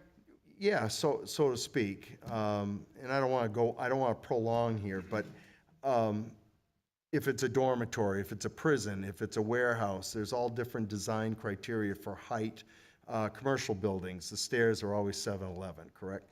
And so those stipulations on a 26-unit apartment building or unit of this magnitude is different than a condominium. That's just a residential condominium, if everybody gets my gist there. So the building height relief to me, because of the design, there is that hardship, there is that spirit of the ordinance that I think this passes on in that regard. And I'll stop talking for just a second and let anybody else chime in on that. Mr. Dietzel? No, thank you, Mr. Chair. Okay, good enough. I hear my family say that to me sometimes to discourage me from speaking. They Mr. call you Obim? Mr. Chair? No, they just don't encourage me to talk anymore. My children call me Mr. Chair. Mr. Obimba, anything from you? I think I'm all set on All that. right, Mr. Donlin, on the building height? No, I did think it was somewhat ironic that they were testifying to not change the character of the neighborhood, but they said that everything around there was a 2-story building. Mm-hmm. Does that need to be revisited? Nope. Mrs. Moran? No. Okay. On that building height, does anybody wish to speculate or any TRC requirements or? the fact- Well, I have a question about the TRC. You said that it's already covered by what we have. How is it going to be written? I would like, obviously, the TRC to chime in on this, particularly with respect to the fire coverage. If they come back and say, the fire department says we don't have the apparatus to take care of a building of that height, then that obviously is a concern. But you said that the language we have already is sufficient to cover all the... Yeah. I just want to make it clear that this is subject to TRC review. Yeah, and I'm just trying to make it comfortable and create an understanding for everybody, right? But we know that by building inspector and via the code enforcement and town planner, that this will have to go to the technical review committee before it proceeds anywhere. And any conflicts with that can't be met, very well could reroute these folks back to sit before us. I see. I'm comfortable. Okay, good enough. And we spec it on one of them, in one of the motions. It's kind of a feel-good thing, but it almost goes without saying. But subject to planning board approval. It just kind of supersedes the subject to planning board approval. Mr. Obimba, Mr. Donald, any questions, concerns there? I think it's clear. I needed to know, we have 5 motions, and I'm assuming all of this will have to, if we approve, will have to be approved by the TRC. You are correct. If TRC fails any of those motions and they have to come back and make adjustments to suit that, does that invalidate the entire application or that particular motion, but that particular relief being sought?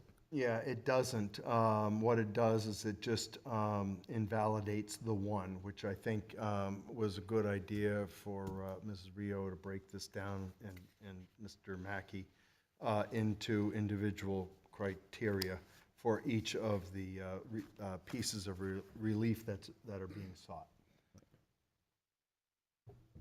And Mr. Moran, you all set here? Okay, good enough.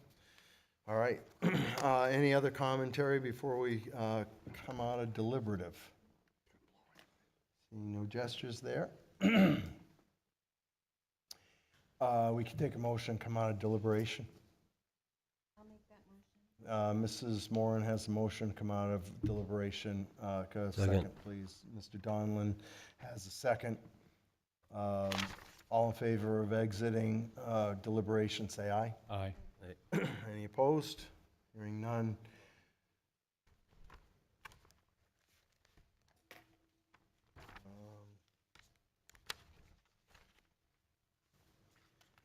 Mrs. Moran, you have a motion to read, but I am going to reverse course here and before you do that, and simplify the finding of fact. And in this application, this board so far, and anyone can amend this before we move this for a vote if you think it's critical, but under the finding of fact for case number 24-115, this board finds that this development parcel is in the MHDR zone and the application is in the 100-year flood zone. The application is for a 26-unit apartment building, or I'm sorry, 26-unit workforce development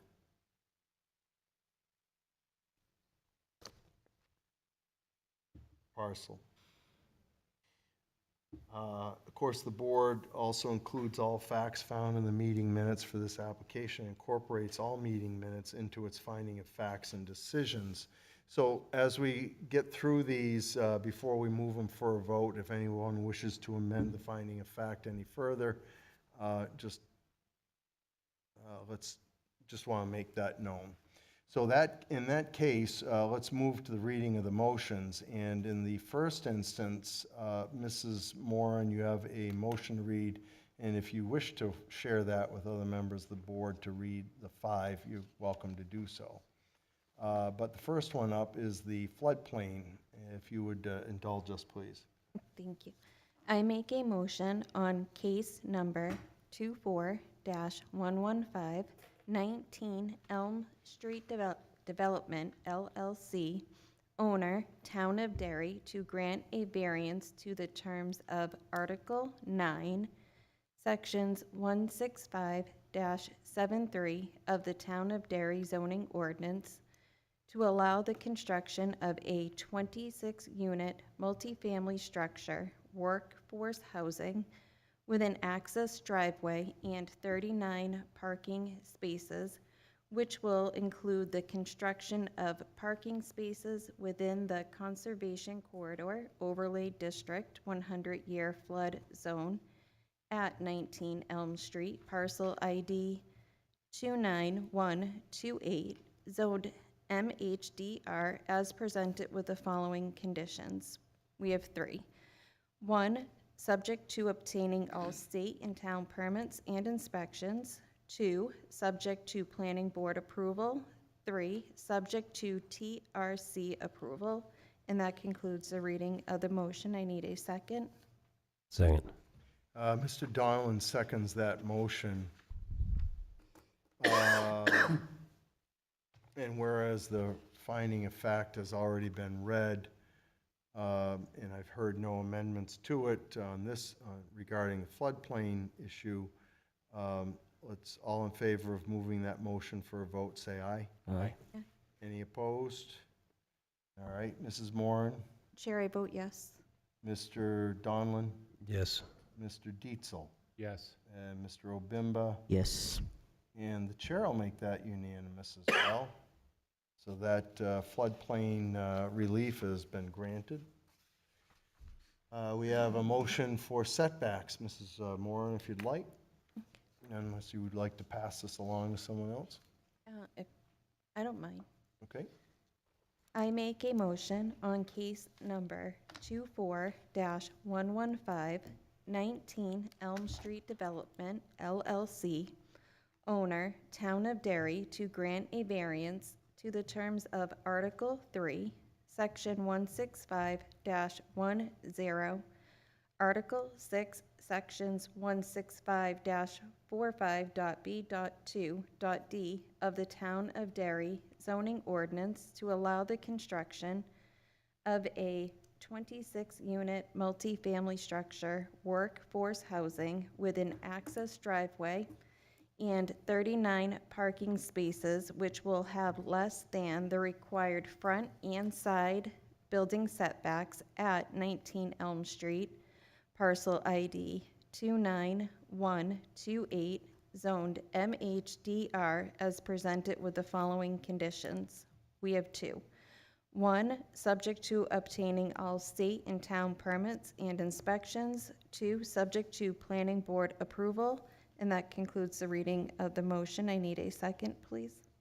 I'll second. Mr. Obimba has a second on the setbacks relief.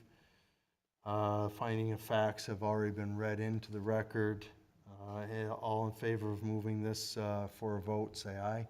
Aye. Any opposed? Hearing none. Mr. Obimba, Yes. Mr. Donlin, Yes. Mr. Dietzel, Yes. Mrs. Moran, Yes. and the chair will make that one unanimous as well.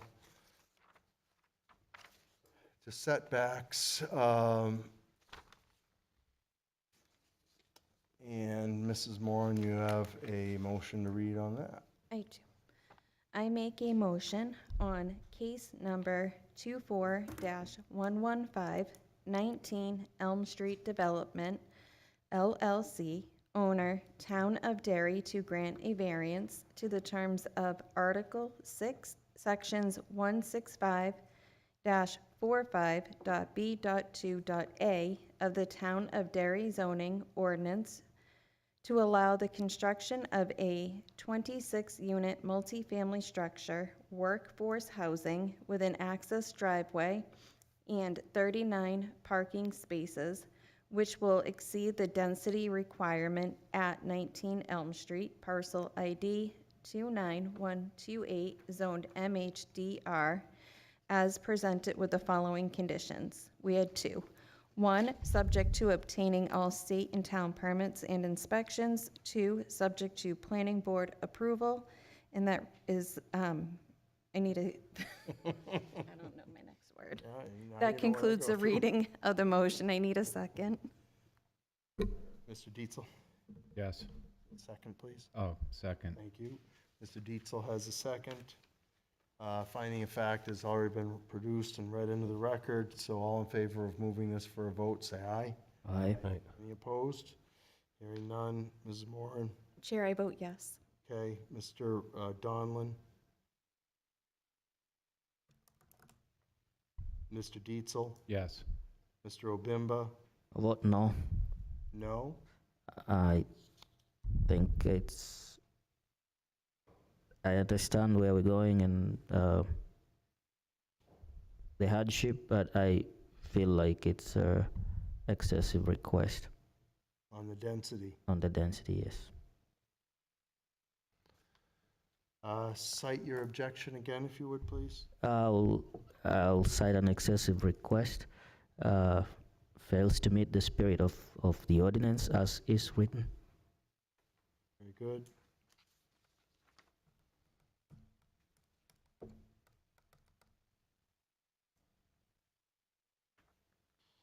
Mr. Donlin?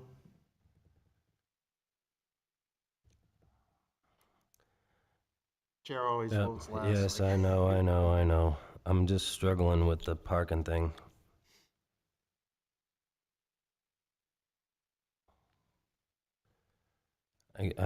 I'll vote yes. Better hope that doesn't come back. The chair will vote yes as well, makes that a 4-to-1 vote. Density passes.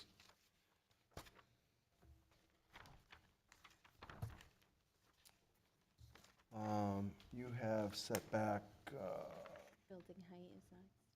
yeah. All right, so let's go setback now, if you would. Should be 165-45B 2D. We already did setbacks. We have 2 setback. Oh, can I have yours? Yep.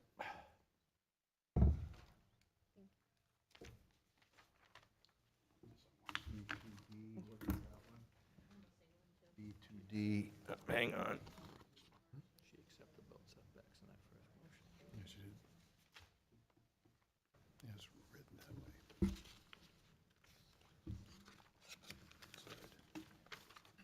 I think I've got something screwed up here.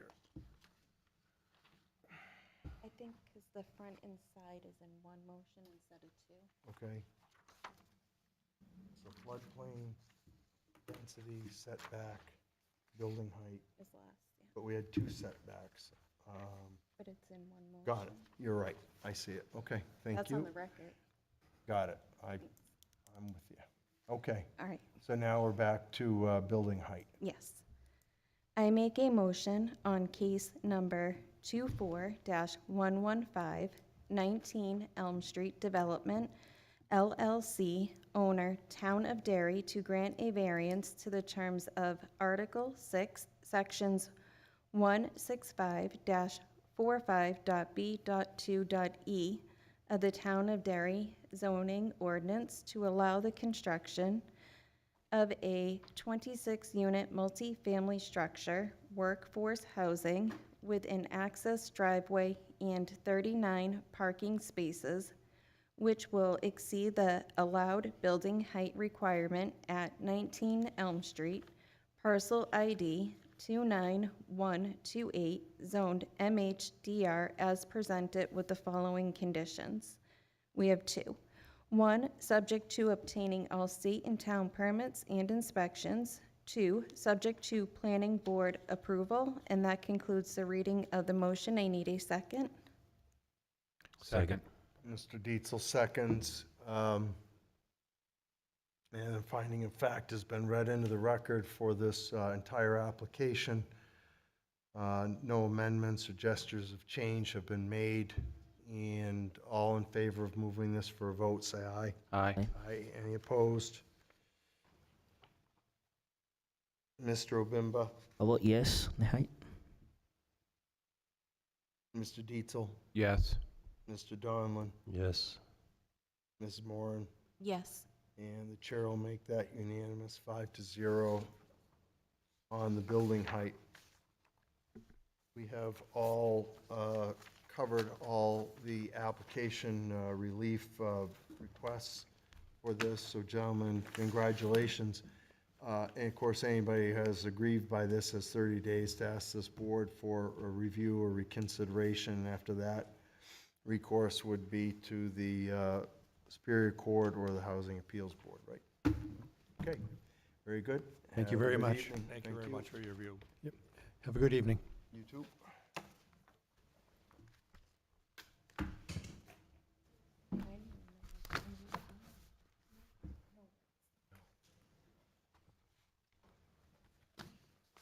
All right.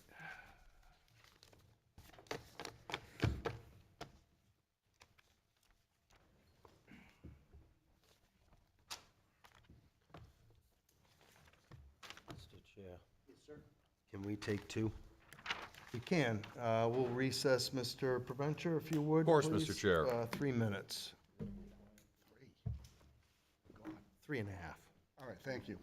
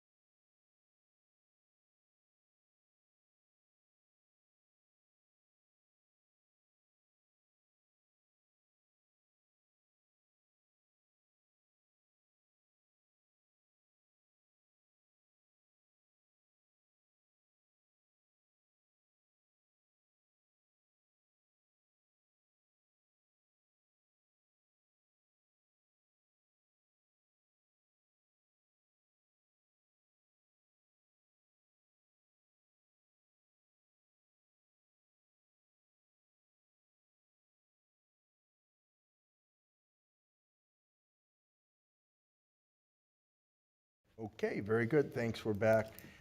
Brief recess, and next application up is Kevin Landry, and that's case number 24-120. Good evening. Pleasure to meet all of you. Some of you have had the pleasure to meet. And you are Mr. Landry? I am Kevin Landry, correct. Okay. I come to the board tonight as I purchased 13 South Main Street with my wife. It's Okay. located on Lot 6, located in the MHDR zone, where duplexes are allowed with a minimum of 100 square feet of frontage and 20,000 square feet of lot area, having town and water sewer. My intention is to convert the existing single-family home into a two-family house. The lot meets all the town requirements except the Mr. 17,400. Landry, I don't want to throw you off too much, Sorry. but we do ask you to read the 5 criteria in first. It's for the record, and then we'll let you elaborate. If you want to just finish up a sentence there, go ahead, but we'd just like to get you reading that 5 criteria into the record. Shall be no determination of value, diminution of the value of the surrounding properties. We're actually upgrading this property tremendously from plumbing, wiring, and structure, so it should certainly add value. Granting the variance would be in the public's interest.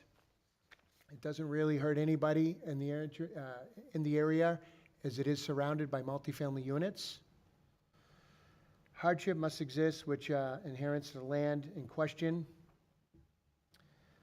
By granting the variance, substantial justice will be done. This means the loss of individual not being overweighed by a gain or general public or any injustice.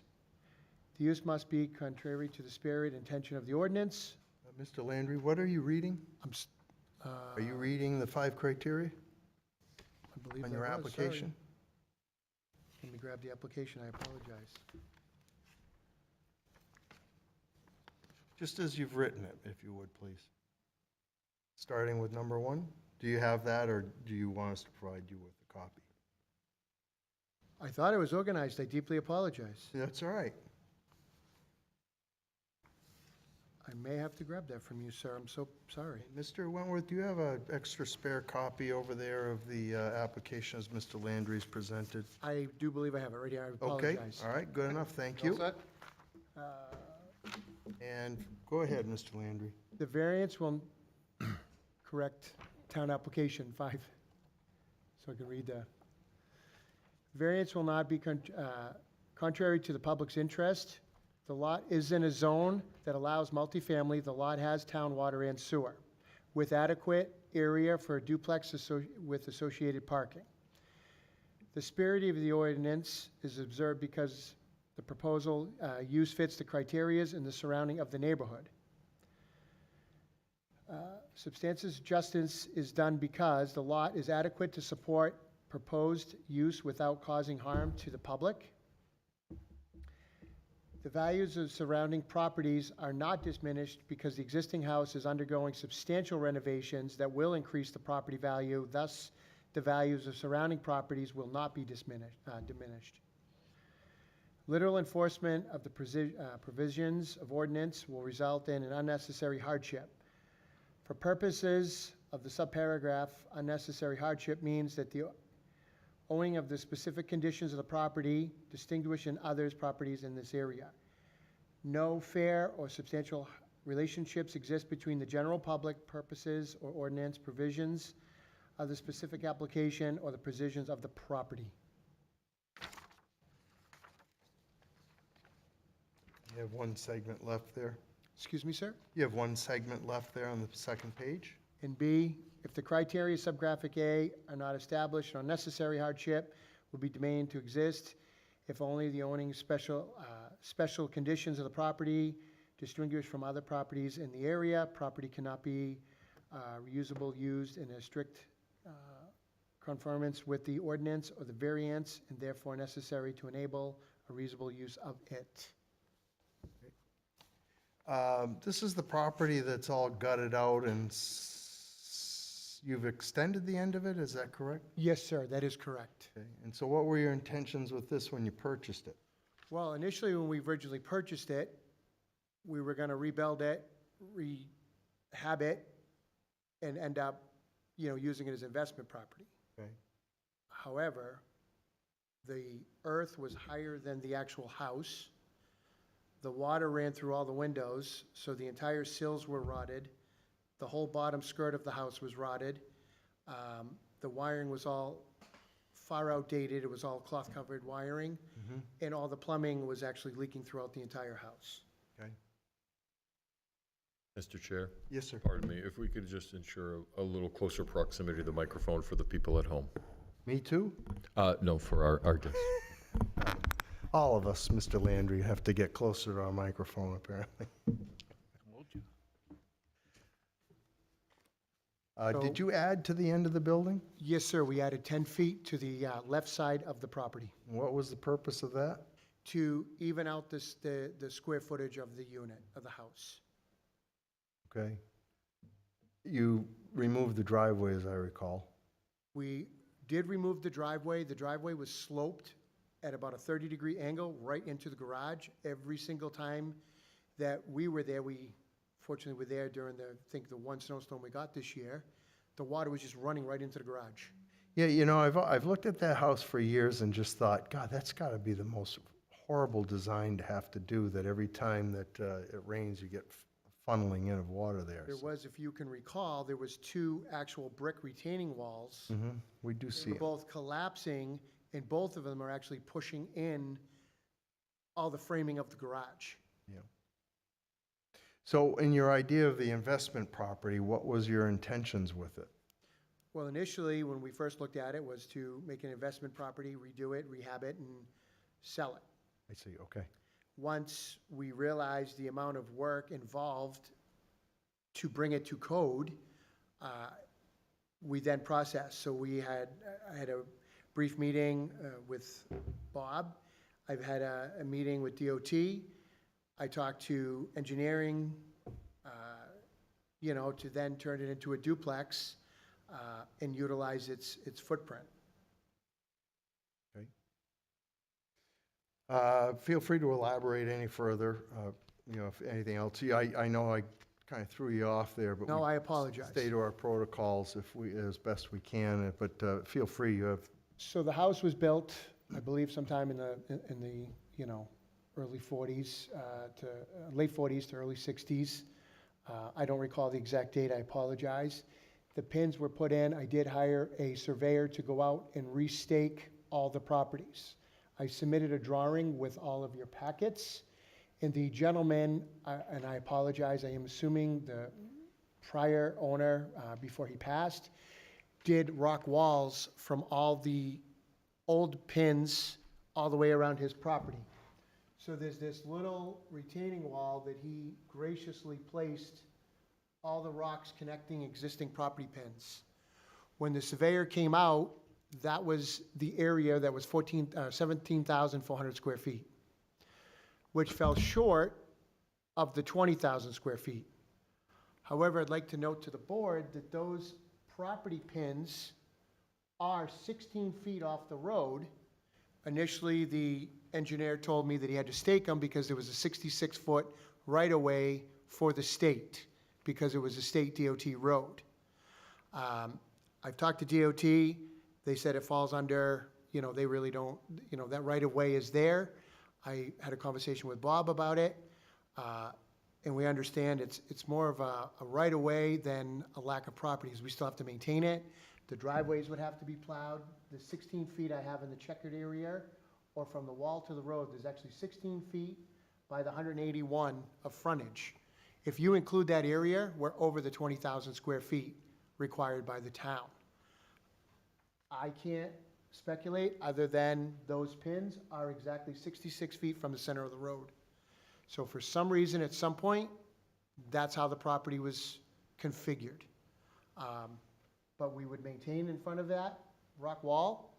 We would maintain that 16 feet. We would have to plow the driveways at that 16 feet. So really, it adds to the square footage of the property. not that we're code enforcement or building inspectors, but what did you do to remedy the elevation of windows and, future rot of the sills, that kind of thing? So we actually lifted the entire foundation in the front. We brought that to code. We went below frost code, was inspected, had many conversations with Bob to make sure that I was supplying, all of his needs, his requirements. I would like to think I know all the building codes. Obviously, I do not. But I have a more than a basic outline. Microphone, please. So sorry. It's all right. So we did our footing, we went below, we did our footing, we did all our rebar, we put in a new foundation in front of the house. When we redid all the windows, there was a grandfathered law that we actually didn't have to change the lower windows. I had a brief conversation with Bob, I said, I'm redoing them all. None of them are egress, they're all failing, I want to lift them. So not only did we raise the foundation in the front of the house, redo all the windows around the first, or what I'm going to call the basement, we also started to excavate down the ground about 6 inches all the way around the house and slope everything away. Okay. All right, I have nothing else right now. Mr. Dietzel? No, thank you, Mr. Chair. Mrs. Moran? I do not at this. Mr. Donlin? No, thank you, Mr. Chair. Mr. Obimba? I'm all set. Okay. All right, that's quite a lot of work you did there. Anything else you'd like to say to us? No, it's an enjoyment I do with my son. My wife, my son, and I do the majority of the work. Mm-hmm, okay. All right. Let me get some input from Mr. Wentworth. Mr. Wentworth, is this did this originate with Mr. Mackey, or is it something you've had I to was kind of at hand that it off? point, yeah. Yeah, okay. You wish to give any input relative to the staff report? I'd just like to read this into the record. Okay. The applicants are requesting a variance to the terms of Article 6, Section 165-45.B.1.A.I. of the Town of Derry zoning ordinance to allow the existing single-family dwelling to be converted into a two-family dwelling on a lot containing less than the required lot area at 13 South Main Street, parcel ID 33006, zoned MHDR. Okay.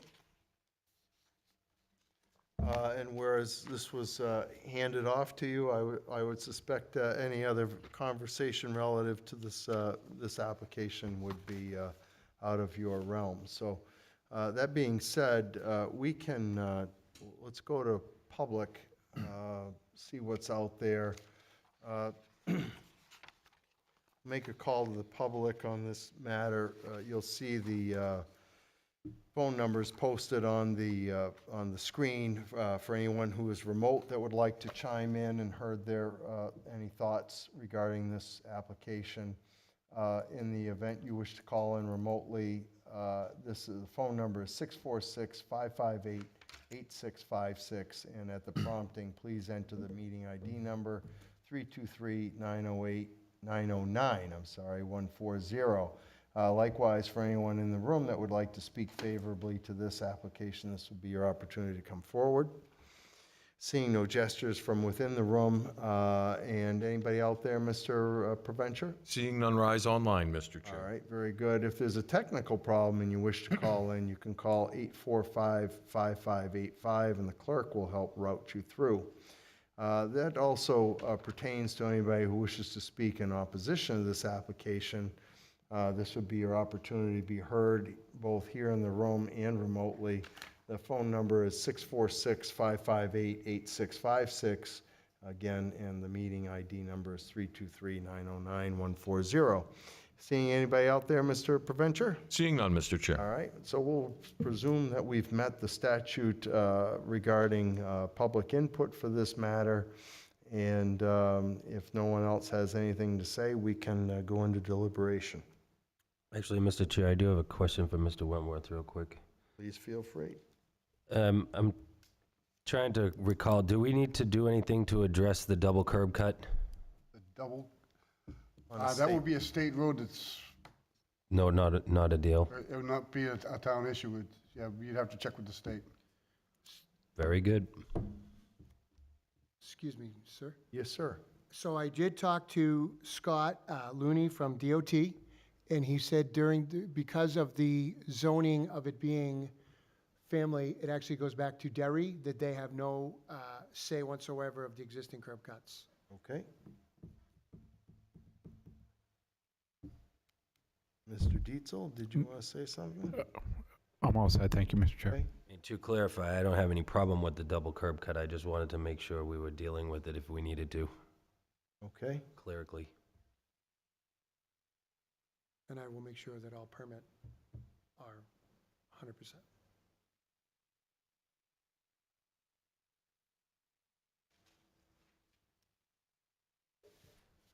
All right, that being the case, everybody's had the opportunity to speak, so we'll take a motion and go into deliberation, please. Make a motion to go into deliberative Thank session. you, Mr. Donlin. Mr. Dietzel, you want to help out there? I'll second. Thank you. Mr. Dietzel has a second. All in favor of deliberation, say aye. Aye. Any opposed? Hearing none, we're in deliberation. Anybody wish to start speaking on this matter? Mr. Donlin? Yeah, I mean, definitely not outlandish in the area of town it's in. It sounds like a fairly large undertaking, considering foundations and stuff were coming in to not just start over, but that's not why we're here. It seems reasonable to me. Okay. Mr. Dietzel, you want to rebut that? No, I agree, and I think not only is it not contrary to the public interest, I believe it is in the public interest. It's going to make a nice dwelling there, or double dwelling, and that can only enhance tax revenue. And as far as hardship goes, I believe denying the request, this reasonable request, would cause a hardship, as the building as it's structured now is not a viable one. He can fix it up all he wants, but the problems are going to remain. And by adding another, just rebalancing it all together, I think it'll make it a more viable living condition. And I don't have any problem with the entire project. Okay, Mr. Obimba? I feel like it's a reasonable request. Look at all the work that's been put in to bring it to code. It makes sense both financially and to make the area much more habitable to grant this. There will be some substantial justice being done, mostly given those points I've raised, and I think it's not contrary to public interest. It brings that house to code. It enhances it. There's already improvements being done, and it'll only make it much more acceptable to the public. Okay. Mrs. Moran? It's a reasonable request. I'm empathetic to the square footage that he can't count, and if he could count it, he wouldn't even be here, so I sympathize with that a lot. All right, well, and recognizing the strife of this project, you know, it's one that I would, because of its setting, is something that would be a deterrent if I were to consider such an endeavor. But understanding that there's that area there that rightfully he's probably being taxed on, that to me is a qualifier for the total area. So that being the case, I think that this is an admirable project. I've wondered why it was stale for the last few weeks. Seemed like nothing was going on with it, and when I saw the application for it, I understood why. So, and I go by it almost on a daily basis.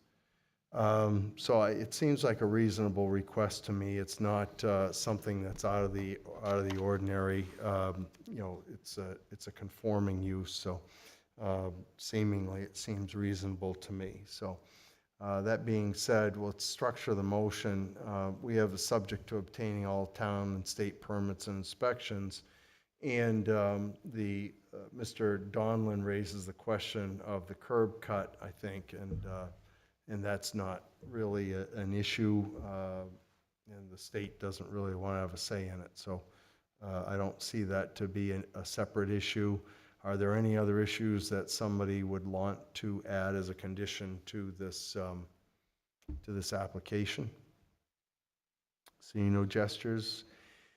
All right, that being the case, we have a motion that's structured, therefore, and discussion has been made, so we can come out of deliberation if somebody wants to direct that.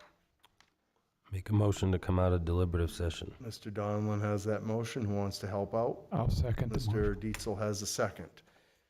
All in favor of coming out of deliberation, say aye. Aye. Any opposed? Hearing none, we are out of deliberation. So, Mrs. Moran, you have a motion to read. I do, thank you.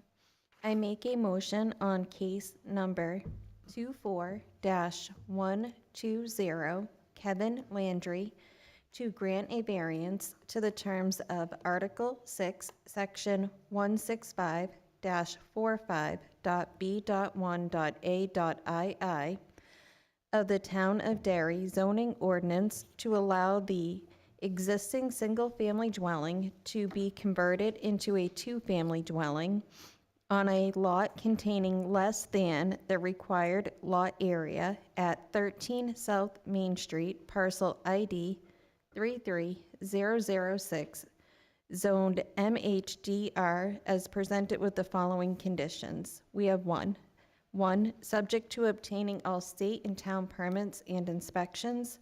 And that concludes the reading of the motion. I need a second. Mr. Obimba, you want to help us out? I'll second the motion. Thank you very much, Mr. Obimba. That puts that motion on the floor. Let me read in for finding of fact, case number 24-120, and the board finds that the application is to convert a single-family dwelling to a two-family dwelling, and the property is in the medium-high density residential zone. Any amendments to the finding of fact anybody has? No gestures there. The board also includes all facts found in the meeting minutes for this application and incorporates all meeting minutes into its finding of facts and decisions. All in favor of moving this for a vote, say aye. Aye. Any opposed? Hearing none. Mrs. Moran? Chair, I vote yes. Nice, okay. Mr. Donlin? Yes.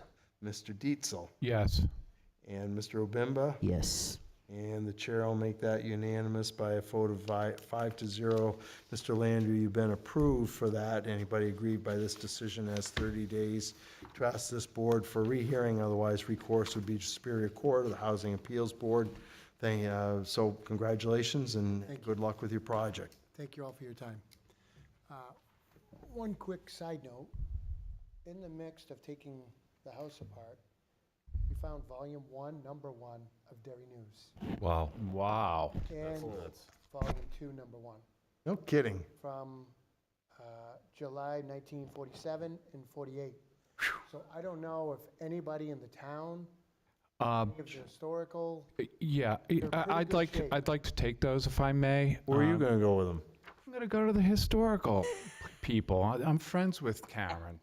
I'm sure she'd be very, very interested in these. You can buy them back on eBay tomorrow. This probably belonged to the previous owner, George Katsiakoris. He collected lots of stuff. So can I ask, will you turn that to the proper authorities? I didn't say you're going to steal it. I think your partner down the end said you're going to sell it. Yeah, extra, read all about it. Thank you very much. I'm sure they'll be interested down at the For the Adams donation. Memorial. I want to read it and find error. You want to look at it? I'll rip it. I'm a trainer. Don't open it. See what it says about I'm- density of units. There's no such thing. Boy, that's These are something modern else. problems you're trying to solve in a quasi-judicial board. All right, next case up is case number 122, 24-122, and that is Sean Moreau. Welcome back, Mr. Moreau. Thank you. You folks understand our protocols. If you just start with the reading of the motion of the, tell you what, you read the motion, we're going to come out there and start presenting your case for you.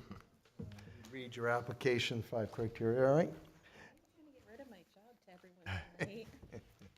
Good evening, Board, Mr. Chairman. Thank you very much. My name is Matt Peterson with Keach Norsham Associates. Here with me tonight is Sean Moreau, the owner of the property.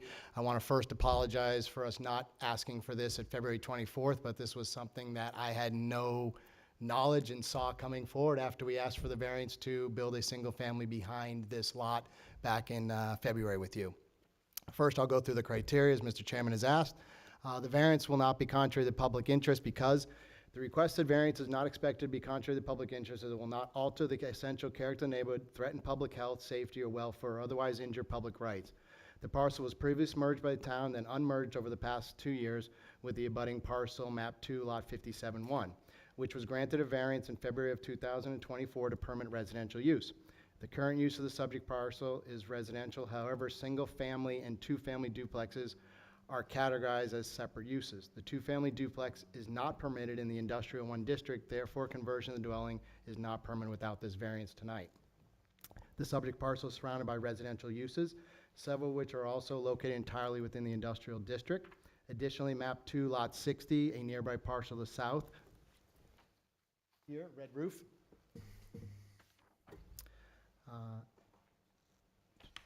In fact, the resident is a two-family dwelling in the Industrial 1 zone.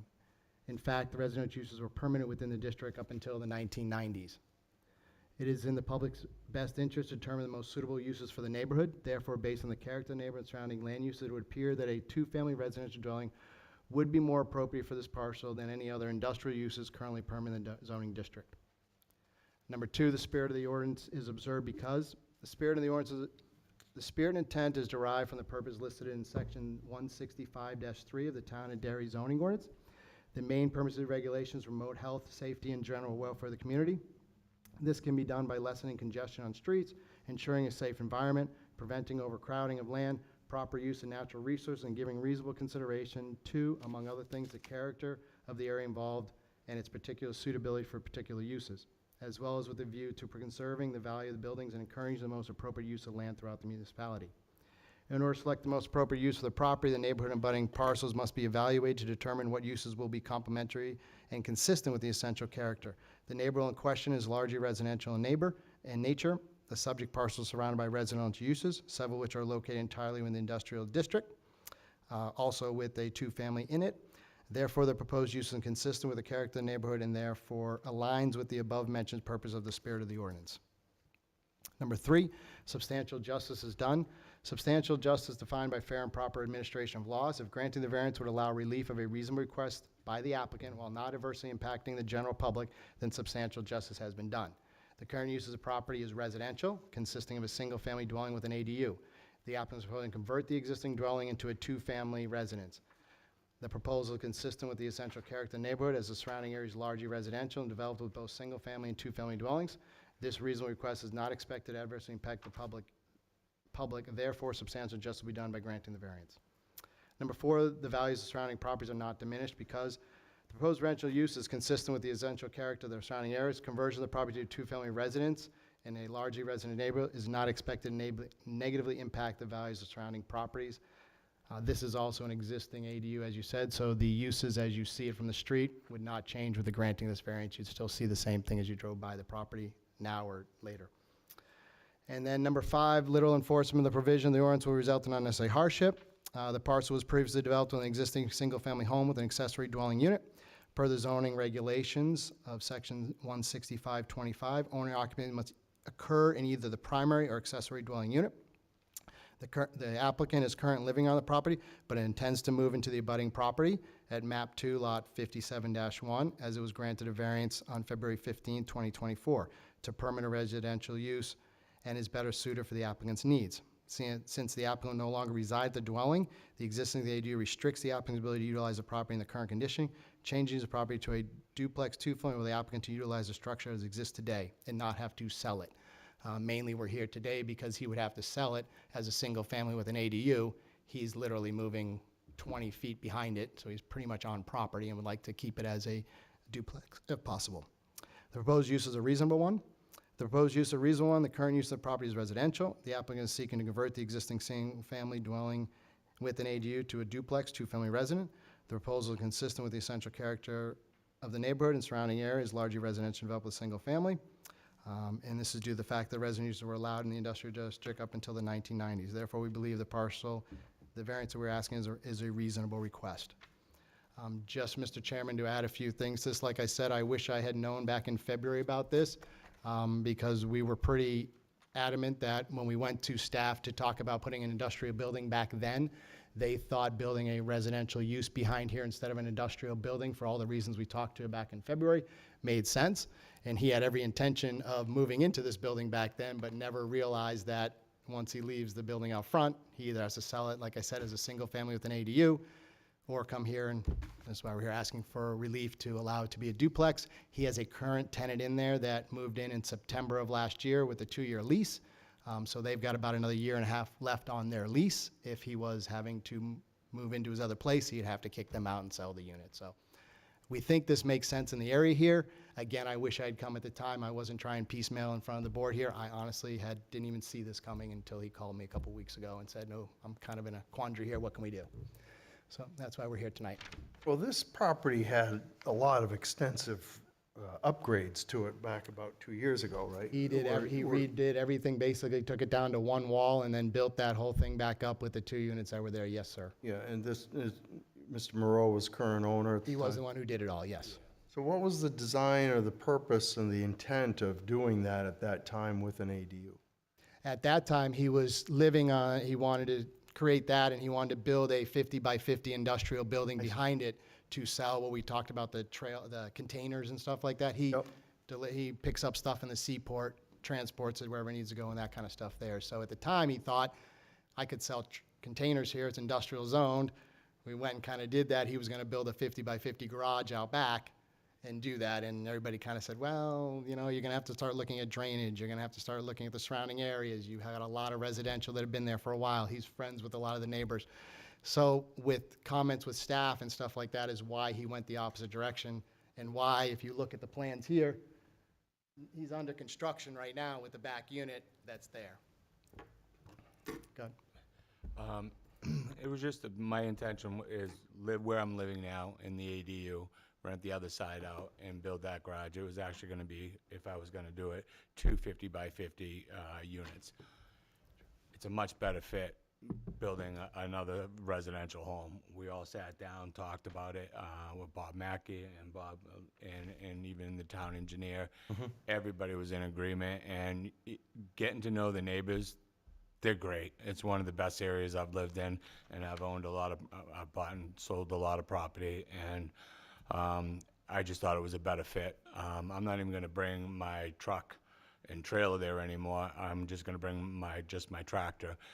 It's a residential neighborhood. Unfortunately, Todd and Groundhog is right next door, but very accommodating, even he's decent.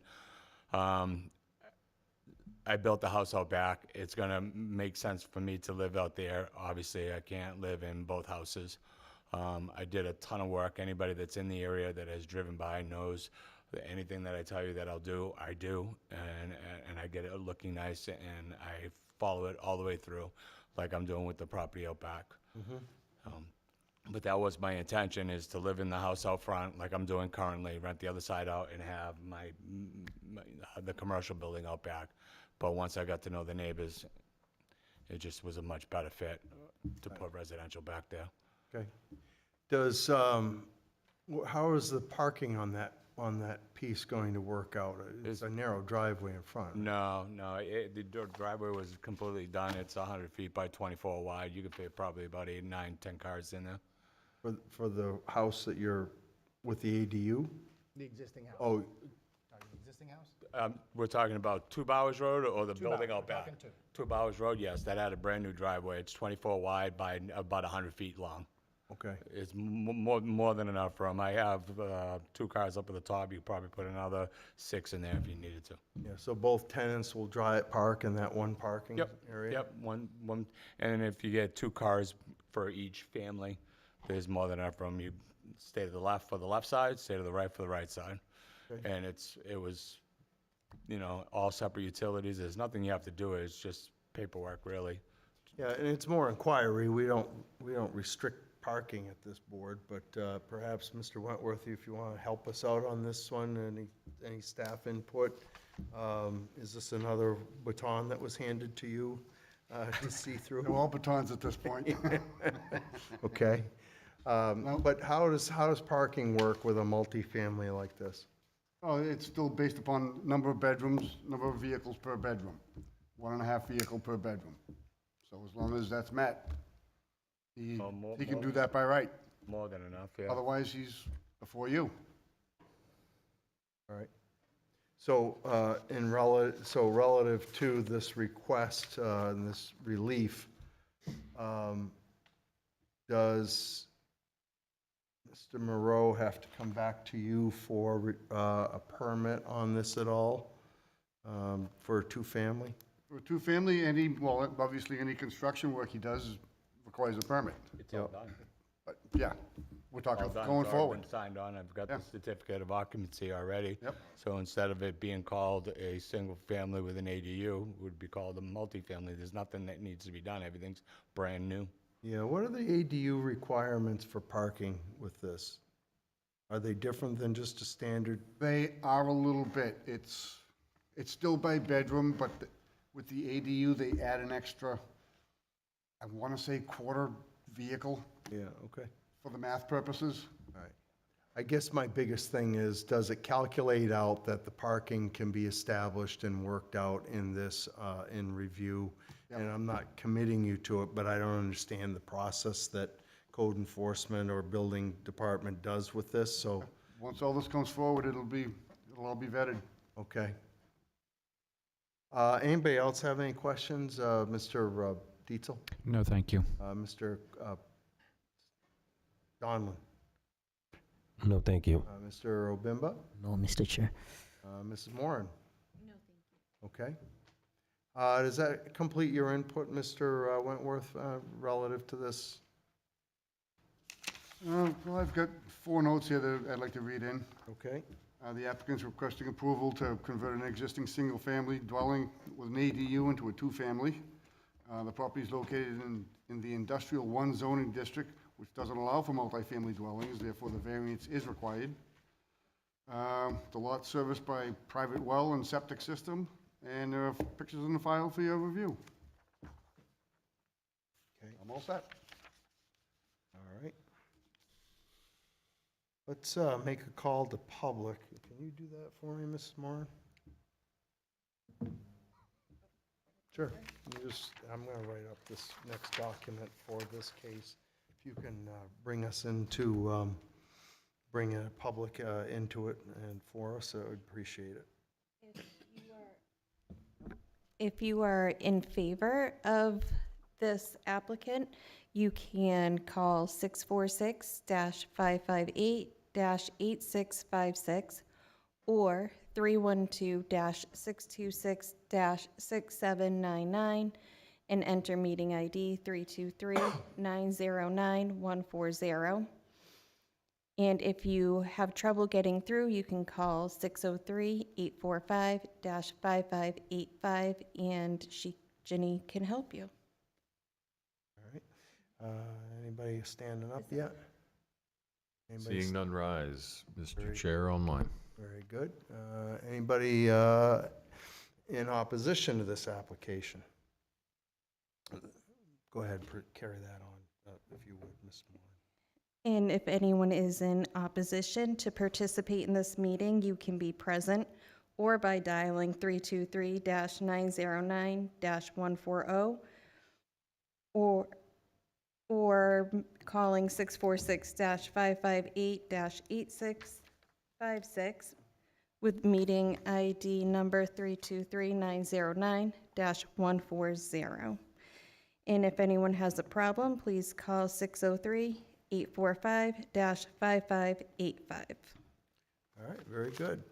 Seeing no one rise in the room, anybody out there for opposition or in favor at all, Mr. Provencher? Seeing none rise, Mr. Chair. Very good, then we'll presume the board has met its obligation for public input. Anything left you'd like to share with us, guys? No, thank you, Mr. Chairman. Okay, very good. Board all set with any questions? All right, very good. That being said, we can take a motion and go into deliberation. I'll make that motion. Second. Good. Second, motion by Mrs. Moran, seconded by Mr. Donlin. All in favor of going into deliberation, say aye. Aye. Any opposed? Hearing none. We have our typical structured primary motion or point on this application for permitting.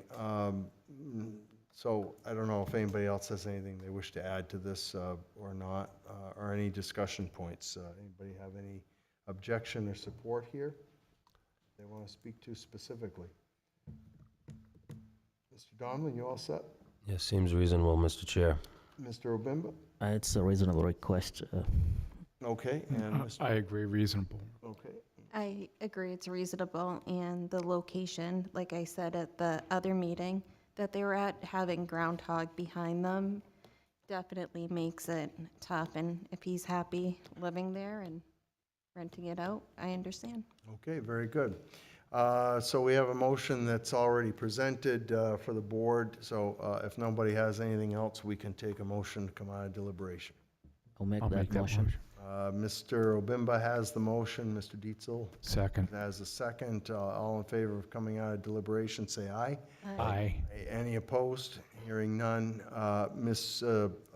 Moran, you have a motion to read. I do, thank you.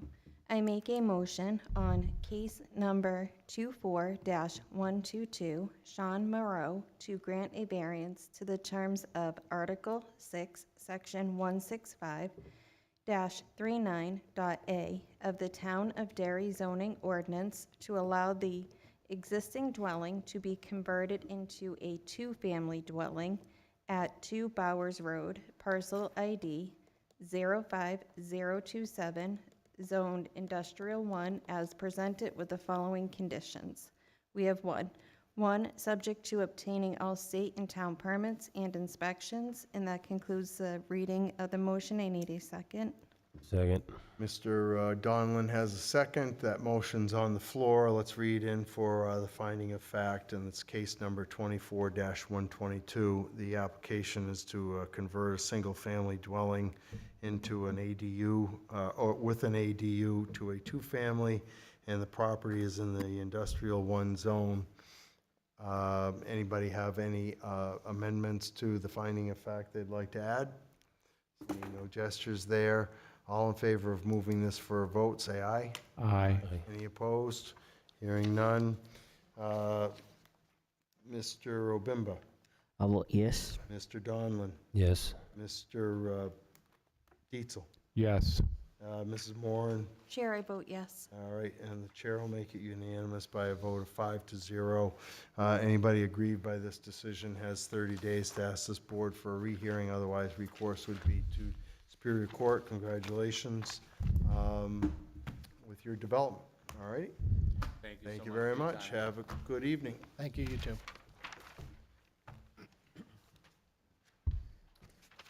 All right.